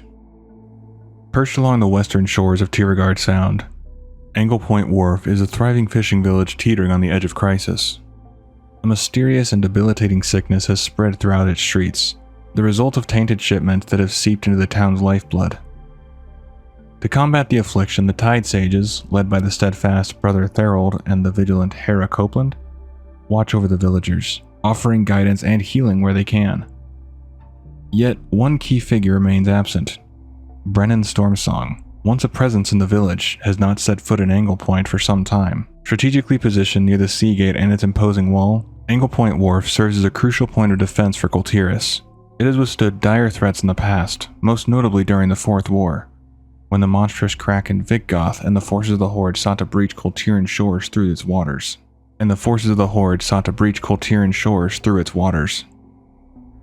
In those darkest moments, it was the Outriggers, seasoned hunters of the sea, who stood firm, repelling both invaders and ensuring the village's survival. Looming just south of Boralis, The Ashvane Foundry stands as the beating heart of Kul Tiras' industrial might, and its greatest danger. Owned and operated by the infamous Ashvane Trading Company, this massive manufacturing plant is the largest of its kind in Tiragard Sound. Within its smog-choked halls, Azerite is refined and weaponized, fueling a clandestine operation that arms both the capital's black markets and the lawless pirates who prowl the seas. Beyond producing deadly weaponry and ammunition, the Foundry plays a pivotal role in advancing Ashvane's ambitions. It supplies a steady stream of raw Azerite to the chemists of Bridgeport, where alchemists toil over volatile experiments, seeking to unlock the full potential of this powerful substance. Blushwater Brook is a lush and humid expanse bordering the Grand Norwington estate. Its dense vegetation thrives in the ever-present moisture, fed by the gentle trickle of water from Rockskip Falls. This shallow, meandering brook provides a perfect sanctuary for cranes, which wade gracefully through the still waters, undisturbed by the world beyond. However, Blushwater Brook harbors more than just wildlife. Midway down the river, a peculiar rock formation juts from the water, atop which rests a suspicious pile of meat. Those brave or foolish enough to disturb it will find themselves ambushed by 2 lurking Grimestone trappers. Should these trogs be vanquished, a greater enemy emerges from the mist, the formidable Tempestria, an entity of unknown power waiting to unleash her fury upon the unwary. A bustling Kul'Tiran port town named Bridgeport lies along the inner coastline of Tiragard Sound, just south of the capital of Boralis. A vital hub of trade and commerce, the town operates under the watchful eye of House Proudmoore, yet its true masters lurk in the shadows. Bridgeport serves as the principal holding of House Ashvane, and beneath its veneer of legitimacy, it thrives as the beating heart of the Ashvane Trading Company's vast operations. From its sprawling docks and towering warehouses, goods flow across the region, some legally, but many under the cover of secrecy. Smuggling runs unchecked, with illicit cargo finding its way to eager buyers across Kul Tiras and beyond. Hidden within its workshops, Ashvane chemists toil over volatile experiments, refining and weaponizing Azerite, the powerful substance that could reshape the future of naval warfare. Though Bridgeport stands as a beacon of industry, beneath its prosperity lies corruption, ambition, and the ever-growing specter of a power struggle that threatens to shake Kul Tiras to its core. Boralis was little more than a meager settlement clinging to a rocky outcrop. Its people, fishers, shipwrights, sailors, and pearl divers, led lives of toil and hardship. Though the towering cliffs of Tiragard sheltered them from the south, the mountains of Stormsong Valley shielded them from the north, and the tangled delta of Kul Tiras' 3 isles buffered the west. Nothing stood between them and the relentless fury of the Great Sea to the east. Each year, at least one storm would rage across the harbor, smashing ships, battering homes, and threatening to erase the town from existence. When dawn broke, the waters could be littered with the drowned, and it said that the living, too weary to bury their dead, would cast weighted nets over them, consigning them to the sea floor. A seawall was impossible. Its foundations would vanish into the abyssal depths, and the cost of repairing it after each storm would claim as many lives as the tempests themselves. So the people of Boralis endured, not behind stone or steel, but through sheer determination. They faced each storm with grit, each loss with resolve, and from their struggle, a great maritime power would one day rise, born not from walls, but from the will to survive. According to folklore, mermaids once lived openly near Boralis, their presence met with superstition and fear. Sailors believed they heralded tempests and drowned men for amusement, but this perception changed with the tale of Halia, a mermaid, and Eerie, a devoted tide sage. Eerie was born in a gutter's hut in the fledgling port town of Boralis, her life shaped by wind, water, and hardship. A tide sage by calling, she served with quiet devotion aboard the 2-master Windward, a ship that braved the wide, treacherous seas from the eastern kingdoms to lands farther still. Though the sun seared her skin dark and duty weighed heavily on her spirit, Eerie was beloved by the people of Boralis, respected for her bravery, her swiftness in peril, and the countless journeys she safely guided through storm and wave. Though admired by her crew, Eerie kept her distance. Her only constant companions were her rituals and whispered prayers to the Tide Mother. Beneath her stoic exterior was a profound loneliness that not even her faith could fully soothe. It was the mermaid Halia who saw what others could not. Drawn to Eerie's solemn beauty and strength, she began to appear near the Windward whenever it anchored at Boralis. While sailors clamored to chase the mermaid off, or worse, Iri forbid it, offering Halia a silent salute each time the ship came or went. When new crewmen mocked the Tide Sage for befriending a sea creature, Iri answered with her fists, silencing any doubt about her authority. Halia, undeterred, began leaving gifts in the shallows where Iri swam, half-dead fish and on rare days, pearls. Iri, ever practical, returned the pearls to the water, where they nestled among the seaweed. Old sailors say this is why Boralis Harbor is full of bubble seaweed. It is Halia's discarded offerings. Through gifts and quiet observation, Halia came to understand Iri better than anyone. The Tide Sage's stern mask began to soften, first with curiosity, then with affection. On a long voyage, Iri sharpened a gut-hook knife, a gift to match the strange kindness she had received. Upon returning, she waded into the harbor, called out to Halia, and gave her the blade. The mermaid accepted it, and with it, Iri's heart. They kissed in the shallows, sealing a secret bond. Halia asked Iri to join her beneath the waves. All she had to do was slit her feet and walk into the harbor, and the Tide Mother would transform her into a mermaid. But Iri declined, bound by her duty. Halia then pleaded for her to live on the shore so they might remain close. But again, Iri refused, fearing that their love, if discovered, would cost her the trust of her crew. Halia wept but agreed, and the two lovers continued their secret meetings in hidden coves and winding waterways. Their trysts endured until the day the storm came. While the Windward was docked, a monstrous tempest bore down on Boralis. With no hope of outside help, Iri and a handful of Tide Sages launched their tiny boats into the roiling sea, praying they could divert the flood. One by one, her comrades fell. On the 5th day, only Iri remained, exhausted but steadfast. Halia surfaced, begging Iri to save herself and become a mermaid, but the Tide Sage refused. A massive wave loomed. Iri raised her arms to part it, and Halia braced against the surge with her own power. Together they tore the sea in two. Iri vowed to hold the ocean back. Halia swore to build a wall. She dove and began to stack stone and mud upon the seabed, returning often to check on her love. Each time, Iri's answer was the same: not yet. Other mermaids joined Halia, moved by the sight of a love so fierce. Still, Iri stood in the shattered remains of her ship, holding the tide. Eventually, the wall grew tall enough to lift her feet above the water. When Halia asked once more if it was done, Iri turned, only to collapse into the waves. The wall held, but her strength had finally failed. Halia pulled her to the surface, lifeless. The crew of the Windward hauled them aboard, but no prayer or spell could rouse Iri. Then, with trembling hands, Halia drew a knife and slit Iri's feet. She begged the crew to cast them into the harbor. Tearfully, they obeyed. Time passed, then the water stirred. Iri emerged, transformed. Her hair shimmered like moonlight on water, her legs replaced by a mermaid's tail. But her feet remained unchanged. The Tide Mother had shown mercy. The two lovers embraced as the crew wept with joy. Iri never returned to her ship, her post, or the city she once protected. But her story lives on. In Boralis, when the sunset glows blood red across the harbor, old sailors still pause and murmur, Iri's blood. It is said to signal good weather, and to remind all who hear it of the Tide Sage who stood against the sea, and the mermaid who loved her enough to defy it. Boralis has long stood as the beating heart of Kul Tiras, but its history is one of both resilience and conflict. During the invasion of Draenor, the seafaring nation found itself under siege by an expedition of the Horde of Draenor, testing its defenses against a foe unlike any it had faced before. Many years later, a civil war tore through Kul Tiras.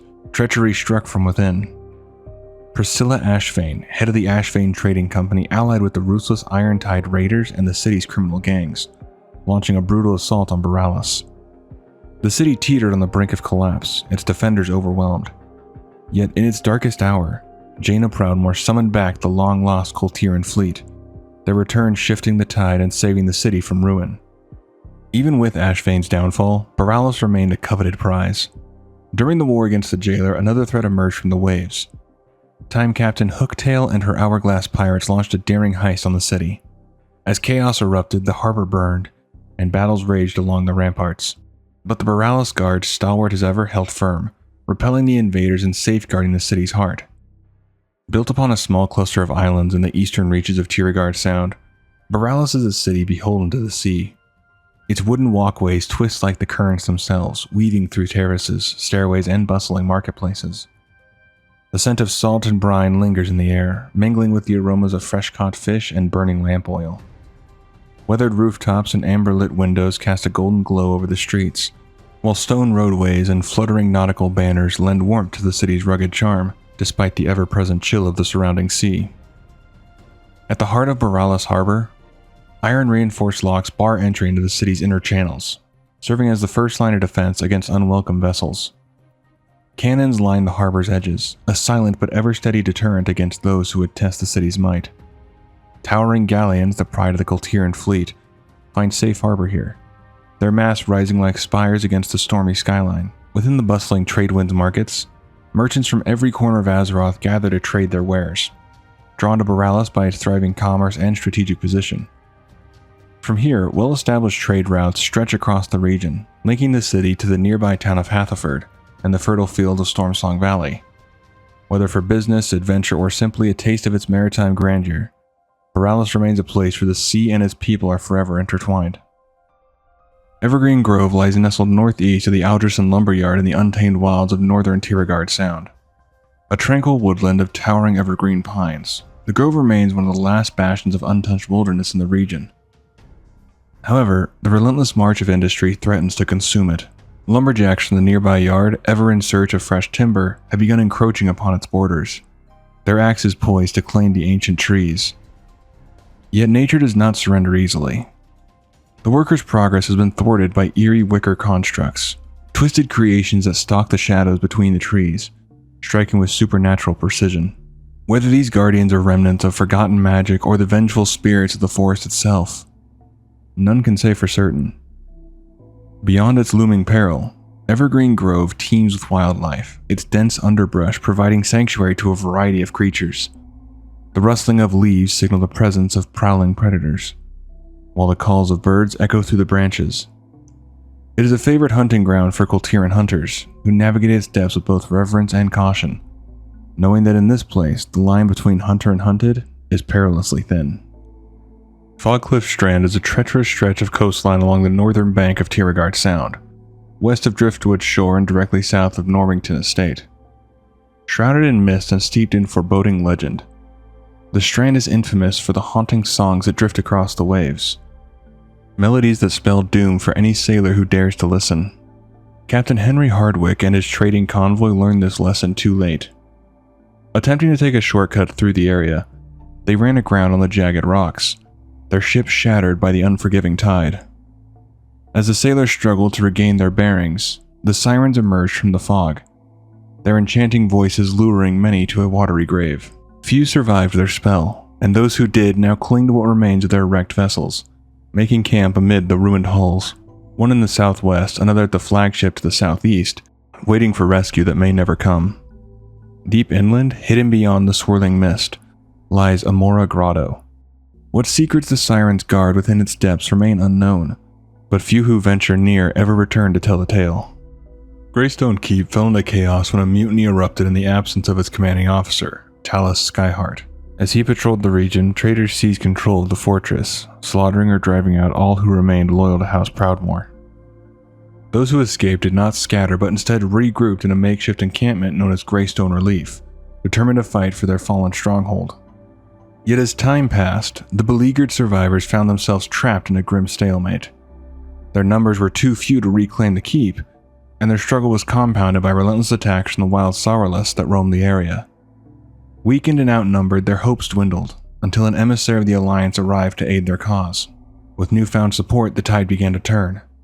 Their wounded were recovered and treated, bolstering the camp's dwindling strength.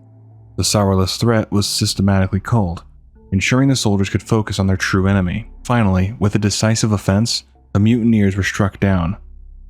Fern, their treacherous leader, and his lieutenants fell in battle, while the remaining defenders of the keep were routed.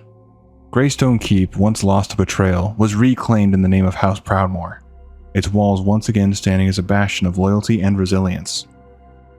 Hathaford is a bustling Kul'Tiran town nestled just beyond the city limits of Boralis and Tiragard Sound. Though smaller than the grand capital, its importance as a trade hub cannot be overstated. Serving as a vital customs center, Hatheford screens and processes vast quantities of goods flowing into Boralis, ensuring that produce from Tiragard Sound, Stormsong Valley, and Drustvar reaches the city's markets and shipholds. 2 sturdy bridges span the waters between Hatheford and Boralis, providing direct access to the Proudmoore Barracks and the ever-busy Ashfane docks. To the east lies the Alderson Lumberyard, where laborers harvest timber essential for shipbuilding and trade, with many of Hatheford's own workers lending their strength to the effort. The town's steady rhythm of commerce, industry, and travel makes it an essential artery in the lifeblood of Kul'Tiran prosperity. Mistfall Cleft is a jagged canyon carved in the northern mountains of Tiragard Sound, a shadowed realm claimed by the Grimestone Trogs. The sheer cliffs are riddled with caves, providing shelter to the tribe's ever-growing population. Among the rocky crags, feral Sourlisks roam, tamed and ridden into battle by their Trog handlers, their guttural war cries echoing through the mist-laden ravine. Generations ago, the grandfather of Lord Aldrius Norwington led a campaign to drive the Grimestone tribe from the lowlands, forcing them deep into the cleft so that he could establish Norwington Estate. Though contained for a time, the Trog's presence lingered like an unhealed wound, their proximity ensuring that conflict was only a matter of time. As the years passed, the Grimestone Trogs grew restless, launching increasingly bold raids into Kul'Tiran lands.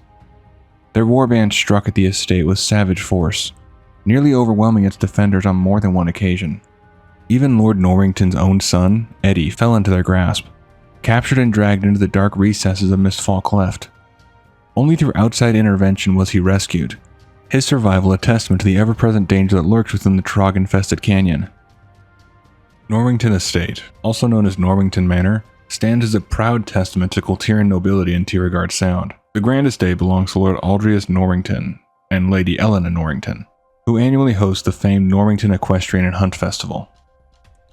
This prestigious event draws skilled equestrians, renowned hunters, and noble families from across Kul Tiras, as well as the fearless roughneck riders eager to test their mettle on horseback. Yet the estate's past is steeped in conflict. The land upon which it was built once belonged to the Grimestone Trogs, who roamed the region until Lord Aldrius' grandfather led a brutal campaign to drive them into the nearby Mistfall Cleft, where they linger in restless defiance. Norwington Estate has remained a site of intrigue and war. In a brazen act, Lord Stormsong's agents attempted to steal the prized steed Golden Mane from the estate's stables, an act that did not go unanswered. As tensions escalated during the Alliance-Horde War, the estate became an unlikely battleground. The Alliance, seeking an edge in the conflict, used the grounds as a testing site for their experimental Azerite weaponry. This drew the attention of the Horde, and under the leadership of the legendary hunter Rexar, Horde forces launched a full-scale assault on the manor, defended by Kul'Tiran soldiers, Stormwind foot soldiers, and the mighty Lightforged Draenei paladins with their formidable warframes. The estate became a war zone. Despite the defenders' valor, the Horde cut through their ranks, seized the stockpiles of Azerite, and gathered their spoils before the manor steps. However, before they could retreat, Alliance reinforcements encircled the Horde strike force. A desperate battle ensued. As the Horde fought to break free, an adventurer took to the skies in a gyrocopter, raining Azerite munitions upon the encroaching Alliance troops, allowing the Horde forces to escape with their prize. In the wake of the battle, Lord Admiral Jaina Proudmoore demanded answers. She tasked SI-7 with uncovering the full scope of the attack, and in time, Master Matthias Shaw delivered his final report to her. What secrets it contained remained known only to those within the highest circles of the Alliance, but the attack on Norwington Estate left an undeniable scar.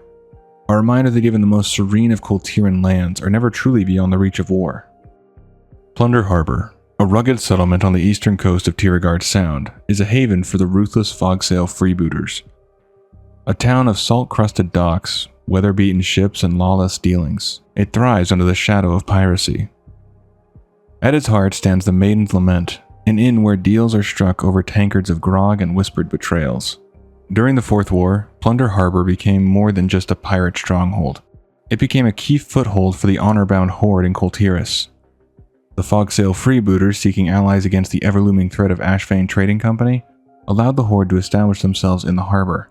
Their loyalty was earned after the Horde aided O-Wings in overthrowing Captain Raynick, whose treachery nearly sold the crew into Ashfane's clutches. The presence of the Horde did not go unnoticed. Seeking to reclaim their fallen kin, the Proudmoore fleet launched an assault on Plunder Harbor, sending the mighty warships Siren's Daughter and Valorious Rose to retrieve the remains of Derek Proudmoore. As cannon fire roared and blades clashed along the shoreline, the harbor became the stage for yet another bloody chapter in Kul Tiras' long history of maritime conflict. Thovis Base Camp is a rugged outpost nestled in northern Tiragard Sound, just west of Hatherford and Boralis. Established by the intrepid members of the Explorers League, the camp serves as a staging ground for an expedition into the ancient Drust ruin of Gulf of Os, a place shrouded in mystery and menace. The expedition set out from Boralis under the protection of a Proudmoore Guard detachment, prepared to unearth the secrets of the ruin. However, their careful planning did little to protect them from the horrors that lurked within. As they delved deeper into Gulf of Os, the slumbering Drust constructs stirred, rising from their long dormant state to defend their ancestral grounds. The camp soon found itself under relentless assault, and despite their training, both the explorers and their Proudmoore protectors struggled to hold their ground. Salvation came in the form of an Alliance champion, whose intervention turned the tide of the battle. With their aid, the constructs were driven back, and numerous relics were recovered from the ruin's depths, shedding new light on the lost history of the Drust. Though the expedition survived, the lingering presence of the constructs served as a chilling reminder that some remnants of the past are not so easily claimed.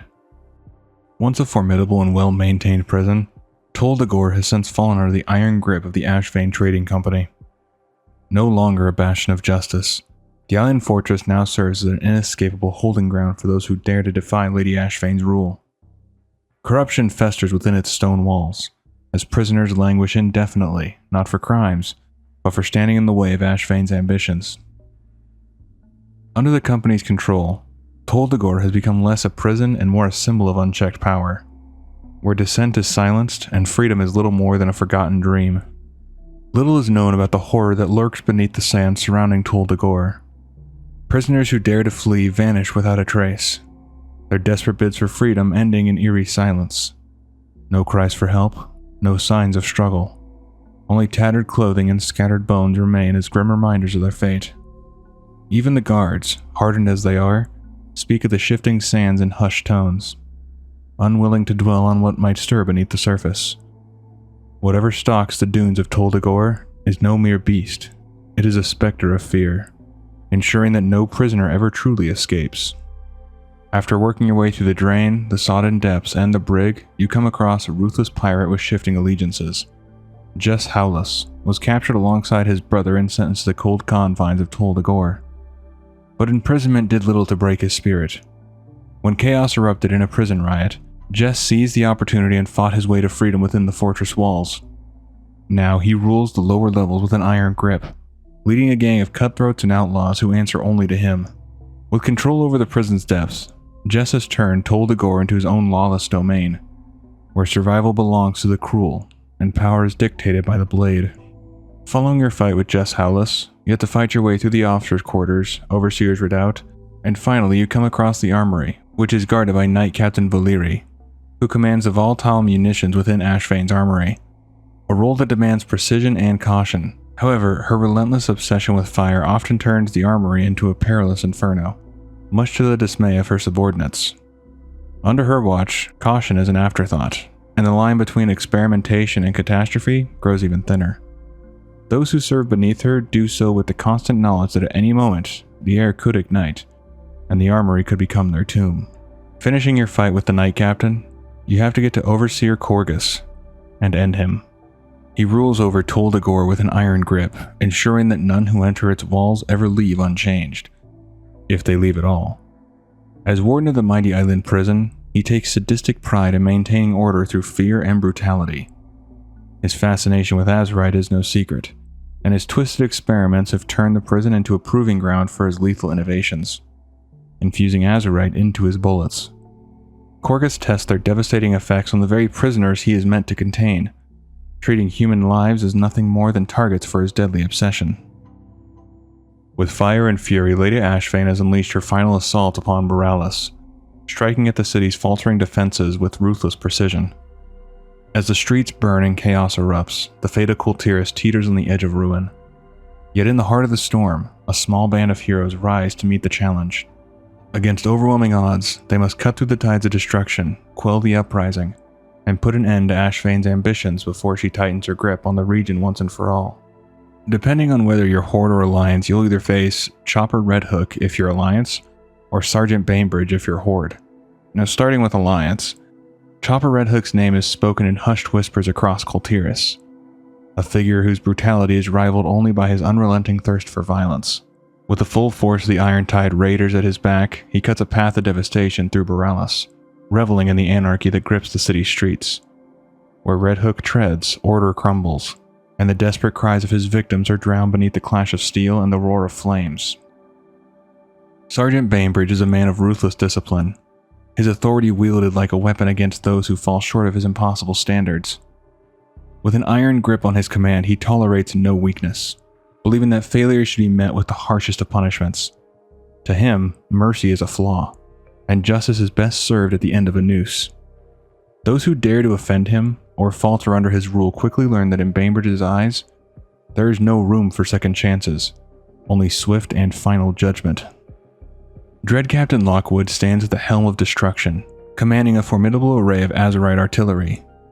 With ruthless precision, her cannons are locked onto the palace, their barrels poised to reduce the Proudmoore stronghold to nothing but smoldering ruins. As the skies thunder with the promise of devastation, Lockwood offers a single ultimatum: surrender, or watch the very heart of Kul Tiras crumble beneath the might of her firepower. Hadal Darkfathom, an ancient sea giant summoned from the abyss, rises from the depths to lay waste to Boralis. With unfathomable strength, he tears through the city, toppling statues, shattering buildings, and crushing anything caught beneath his colossal form. Stone and flesh alike are swept away in his path of destruction, a living force of the ocean's fury unleashed upon the mortal world. Rising from the abyss at Lady Ashvane's command, Vitgoth has turned the harbor into a graveyard of splintered wood and shattered hopes. With monstrous tentacles capable of dragging entire galleons beneath the waves, this Leviathan threatens to annihilate the Kul'Tiran fleet before it can even set sail. As the water churns with destruction, only a decisive stand can put an end to the beast's rampage before all of Boralis is lost to the depths.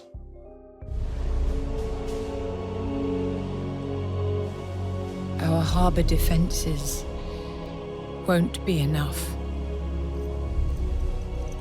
Father's pendant. For generations, the heart of the Kul'Tiran fleet. I thought that hope had returned with this seal. That perhaps I could call the fleet home, as your father did. I was wrong. It was never meant for me.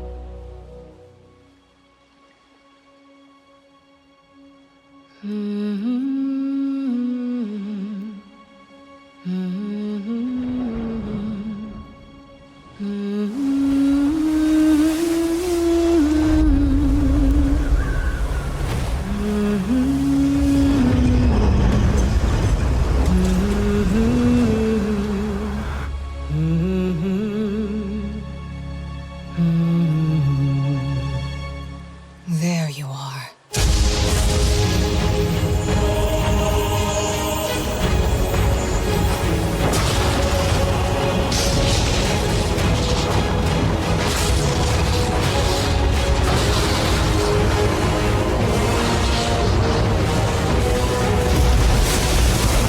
We're home, Tandrid! Captain! Pirates in our harbor! All hands! Let's show them what Kul'Tirans are made of!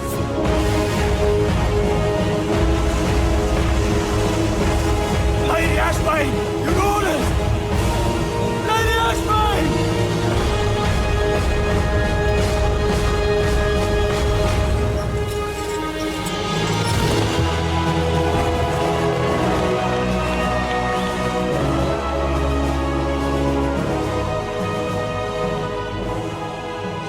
It seems hope has returned. With you, Lord Admiral.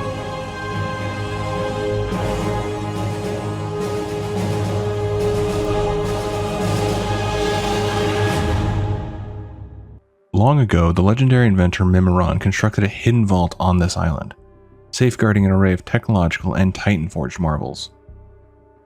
Before King Mechagon's arrival, the island was home to forgotten civilizations. Their history is now buried beneath the land. Traces of two distinct cultures linger, one linked to the mighty Vrykul and another to the wise and nomadic Tortolans. The discovery of an ancient night elven ring adds yet another layer of mystery to the island's past, while remnants suggest that pirates once patrolled these waters, leaving their own mark on the land. 4 centuries ago, King Mechagon, once ruler of the gnomes of Gnomeregan, led his followers on a grand exodus in search of the legendary land of innovation. He left behind no clues to his destination, and over time, his journey became a mere legend among his people. However, the myths turned out to be reality. King Mechagon discovered this island and laid claim to it, transforming it into a hidden sanctuary for his vision. With Walton Cogfrenzy as his trusted architect, the gnomes constructed the astonishing underground metropolis of Mechagon City. There, King Mechagon pursued his grand ambition, replacing the weakness of flesh with mechanical perfection. Under his rule, the Mechagnomes systematically altered their bodies, shedding the constraints of age and mortality in their pursuit of an eternal, machine-driven future. Centuries later, King Mechagon deemed the time ripe to enact his ultimate plan: the eradication of the curse of flesh from all Titan creations. To accomplish this, he tirelessly worked on the Mech Originator, a machine he believed would usher in an era of pure mechanical existence. Yet, his vision was not shared by all. Prince Erasmus, his own son, recognized the peril in his father's ambitions. Fearing the loss of identity and free will among his people, he quietly orchestrated a rebellion. However, his efforts were exposed when Curvo Cogpipe, an aged yet determined gnome adventurer, miraculously stumbled upon the Lost Island and betrayed the prince's plans to King Mechagon. Forced to flee, Prince Erasmus and his loyal followers took refuge in Rustbolt, where they formed the Rustbolt Resistance. With battle lines drawn, a civil war erupted between the Resistance and the Arcforged Loyalists, those who remained devoted to King Mechagon's mechanical utopia. What followed was a desperate struggle, not just for survival, but for the very essence of what it meant to be a Mechagnome. Unaware of the turmoil brewing on Mechagon Island, both the Alliance and Horde became intrigued by whispers of a long-lost vault unearthed in the abandoned junk heap. Eager to claim its secrets, Tankmaster Overspark led an Alliance expedition to investigate. Upon breaching the vault, they uncovered an ancient message left by King Mechagon himself. However, their triumph quickly turned to horror as they unwittingly triggered a deadly security protocol. A scanning device activated, mercilessly eliminating all non-gnomes in its path. The slaughter only ceased when Gila Crosswires was scanned, halting the mechanism. As the shaken Alliance forces withdrew, another force arrived, this time led by Gazlo of the Horde. Having caught wind of the vault's discovery, they sought to claim its treasures for themselves. With Overspark's departure, the Horde pushed inside, only to repeat the Alliance's mistake. The lethal scanner reactivated, decimating their ranks. In a desperate moment of ingenuity, Gazlo seized a captured gnome and used them to disable the device, sparing his remaining forces from total annihilation. Both factions, now bloodied but determined, followed the vault's trail to Mechagon Island, where they were met by Prince Erasmus. The prince, aware that his father's vision threatened more than just his people, saw an opportunity. Despite the ongoing war between the Alliance and Horde, he appealed to both sides, urging them to set aside their differences and aid the rebellion against King Mechagon. Recognizing the greater threat, both factions agreed. Wasting no time, Erasmus led his newfound allies on a mission to reclaim Rustbolt, which had recently suffered a devastating assault. With the combined might of the Rustbolt Resistance, the Alliance, and the Horde, the rebels launched a daring strike on Junkwat Depot, freeing captured allies and reclaiming the invaluable construct, Pascal K1N6. Before retreating, Erasmus struck a final blow against his father's oppressive forces by crippling the HK-8 Aerial Oppression Unit, a bold message that the Resistance would not be silenced. With Rustbolt secured, Erasmus gathered his forces, warning them that their fight was far from over. The final battle loomed on the horizon. Once preparations were complete, the combined armies launched Operation Mechagon, a full-scale assault on the heart of King Mechagon's domain. In the climactic confrontation, the Tyrant King met his end, and with his downfall, the Mechagnomes were freed from his rule. Mechagon Island, once a land of rigid mechanical perfection, now stood as a testament to the resilience of those who chose their own fate. In a grim alternate universe, just when hope had begun to shine on the rebellion, betrayal struck at its core. Bondo Big Block, once a trusted figure among the Mechanomes, traded loyalty for promise of complete mechanization. In exchange for his new form, he constructed colossal war machines and led a devastating assault on Rustbolt. The invasion was swift and brutal. As the smoke settled, the towering hologram of King Mechagon flickered to life at the heart of the fallen stronghold.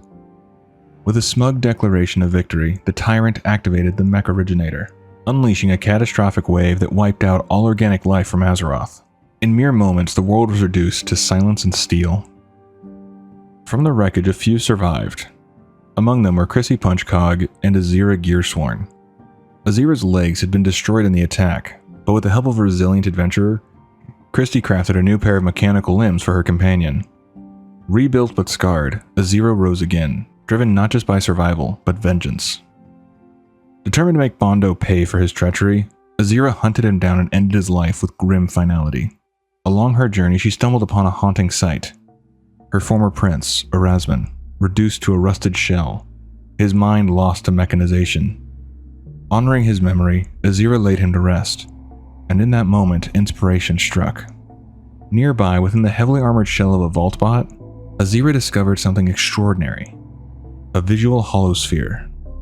Rumored to contain ancient data and tactical secrets that could undo Mechagon's tyranny. Realizing its value, she entrusted an adventurer with a critical mission: deliver the sphere to her counterpart in the Prime timeline. It was a final desperate hope to rewrite fate and end King Mechagon's reign before it began. The prince knew his father had to be stopped. To do so, they would need to infiltrate Mechagon City and put an end to his plans. After days of tense preparation, the Resistance launched a daring strategy to breach the heart of the mechanical stronghold. To gain access, Erasmus's forces needed to disable the airborne terror patrolling the skies, the HK-8 Aerial Oppression Unit. But before it could be brought down, its protective nodes had to be deactivated. Erasmus's champions faced a gauntlet of mechanized defenders, defeating the notorious Trixie Taser and Nano Mega Crash, the toxic monstrosity Gunker, and the hulking King Gabamak. With each foe vanquished, the city's defenses weakened. When the aerial unit finally returned to its charging station, the rebels struck. In a furious battle, the HK-8 was destroyed, opening the path into the city itself. The champions pushed forward, only to be forced into a brutal gladiatorial match in the Robodrome, where they faced a savage tussle tonks and a deadly display of force. Victorious, they pressed deeper into Mechagon's steel heart, descending into the eerie depths of the Underjunk, where they battled the colossal construct KU-J0. Their momentum carried them into a heavily fortified zone controlled by head machinist Sparkflux, the final guardian of the king's inner sanctum. After dismantling Sparkflux's war machines, the way to the throne was clear. At last, in the gleaming chamber known as the High Tinkertory, the rebellion confronted King Mechagon himself, surrounded by the full might of his mechanical creations and armed with the deadly power of the Mech Originator. The king fought with relentless fury, but in the end it was not enough. The champion struck him down, ending his reign and bringing hope to a people on the brink of being turned into soulless machines. With the fall of King Mechagon, the island was freed from his iron grip, and the future of the Mechanomes was once again theirs to shape. King Gabamak, a lumbering brute with more greed than sense, has claimed a throne of twisted metal and volatile relics. Surrounded by a mountain of scavenged doomsday devices, he hoards deadly technology like a dragon guarding its treasure, blissfully ignorant to the power he sits upon. Each weapon is a mystery beyond his grasp, a ticking catastrophe waiting for the wrong spark, yet he clutches them all with blind obsession, convinced their menace makes him mighty. Born from decades of unchecked pollution and festering neglect, Mechagon's industrial runoff has done the unthinkable. It has come alive. This vile amalgamation of sludge and spite is known as Gunker, a sentient ooze born from the island's most toxic refuse. With the sanitation systems offline and nothing left to contain it, Gunker slithers forth. Two of Bondo Big Block's most notorious enforcers named Trixie and Nano are an explosive duo in more ways than one. Trixie thrives on precision and calculated brutality, her every move sharpened like a buzzsaw. Nano, on the other hand, is a whirlwind of reckless energy, preferring high-speed mayhem over method. Their partnership is a volatile cocktail of tension and rivalry, often teetering on the edge of implosion. Yet despite their differences, they share a love for unrestrained carnage, gleefully unleashing destruction on any fool unfortunate enough to stray into their scrapyard dominion. A relentless predator of the skies, the HK-8 Aerial Oppression Unit patrols Mechagon's scrapyards with cold precision.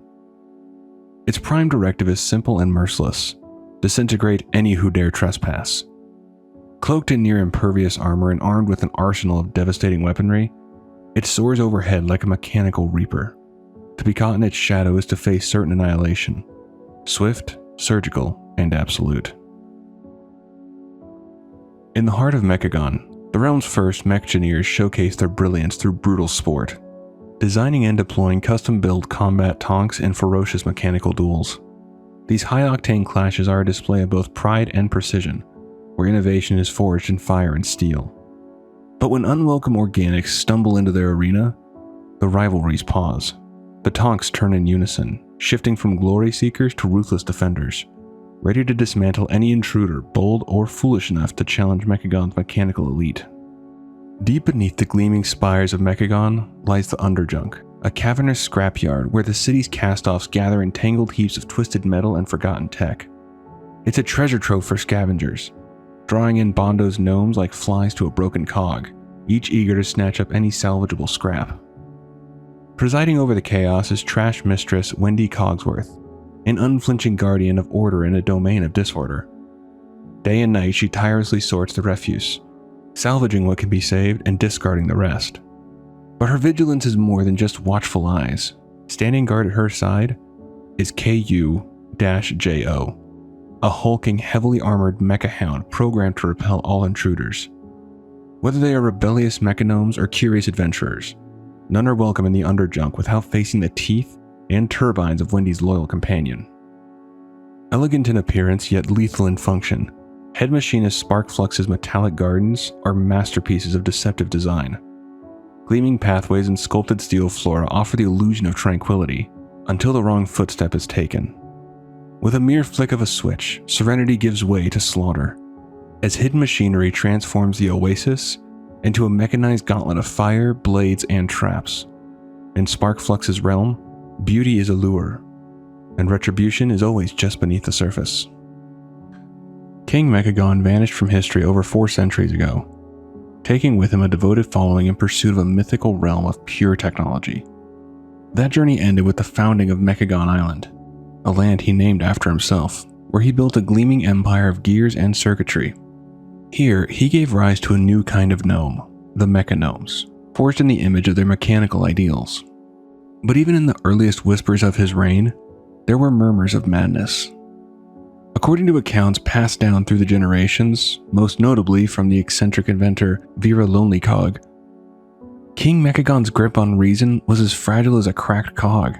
One of his first royal decrees, proclaimed mere days after his coronation, outlawed all non-mechanical creatures smaller than a newborn gnome. In a bizarre campaign of logic-defying tyranny, he dispatched his soldiers to round up rabbits, squirrels, and even unsuspecting fish. The accused were put on surreal trials, judged by machines and laws crafted in madness. Many were exiled, others forcibly mechanized, and some, though it strains belief, were executed in the name of order and progress. In Mechagon's early days, sanity was optional, but clockwork justice was absolute. When the elderly gnome explorer Curvo crash-landed on the mysterious shores of Mechagon Island, he was discovered by King Mechagon himself and a group of curious mechagnomes. They stared in bewilderment at Curvo's wrinkled skin, a sight long forgotten in their polished metallic world. With cold fascination, the king explained that this was the result of aging, a fate that the mechagnomes had long since begun erasing from their legacy. Deeming him a curiosity worth study, Mechagon ordered that Curvo be brought into the heart of Mechagon City. When the old gnome regained consciousness, the king offered him a guided tour of his shining mechanical empire. As they strolled through corridors of chrome and humming machinery, Mechagon proudly declared that his people were reversing the curse of flesh, restoring themselves to the flawless state of their mechanome ancestors. The king demonstrated the process of mechanization with disturbing pride. Curvo, unsettled, remarked that the procedure looked and sounded more like torture than transformation. Meccano responded with unwavering conviction. "The agony is fleeting. Compared to the endless suffering of aging, it is mercy. Later, Curvo was approached in secret by Prince Erasmus, who begged him to flee the city and warn the world.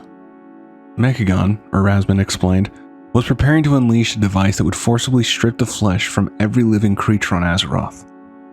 But Curvo, driven by curiosity, or perhaps ambition, chose instead to betray the prince. He returned to the king and revealed Erasmus' plan. Pleased by this show of loyalty, King Mechagon granted Curvo a rare honor, a first-hand demonstration of the very device Erasmus had warned him about. Unlike the slow, excruciating conversions undergone by most citizens, this machine would complete the transformation in an instant. Though it had never been used on one of their own, Mechagon assured Curvo he had earned the privilege. With a surge of energy, the device was activated. In the blink of an eye, Curvo was gone, replaced by a hollow, soulless automaton. His function was to utter the same two words over and over. Found it. One of the nearby technicians frowned. There appeared to be a flaw in the conversion. The king, unshaken, ordered refinements to the device before it was deployed globally. As for Curvo, Mechagon declared that he had finally gotten what he wanted, and now had all the time in the world to enjoy it. In the depths of Tiragard Sound, Tank Master Overspark uncovered the entrance to a long-lost structure known as the Forgotten Vault, hidden beneath the wreckage of the abandoned junk heap.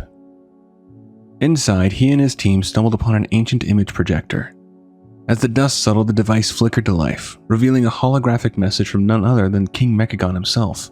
With eerie conviction, the king spoke of curing the so-called Curse of Flesh, promising salvation through mechanization and inviting the Vault's listeners to join him on his mysterious island. Coordinates were displayed, a siren's call to those tempted by his promise. Both Horde and Alliance eventually arrived at Rustbolt. The prince unveiled the dire truth behind King Mechagon's invitation. Driven by a cold hatred for organic imperfection, the king sought to activate his mech originator, the same device used to strip away Curvo's soul, and unleash its power upon all life on Azeroth. His mission was clear, his vision absolute, a world purified of flesh, rebuilt in the flawless image of machine. That's going to do it for this one. Hopefully you did enjoy. Thanks for watching, and do take care of yourself.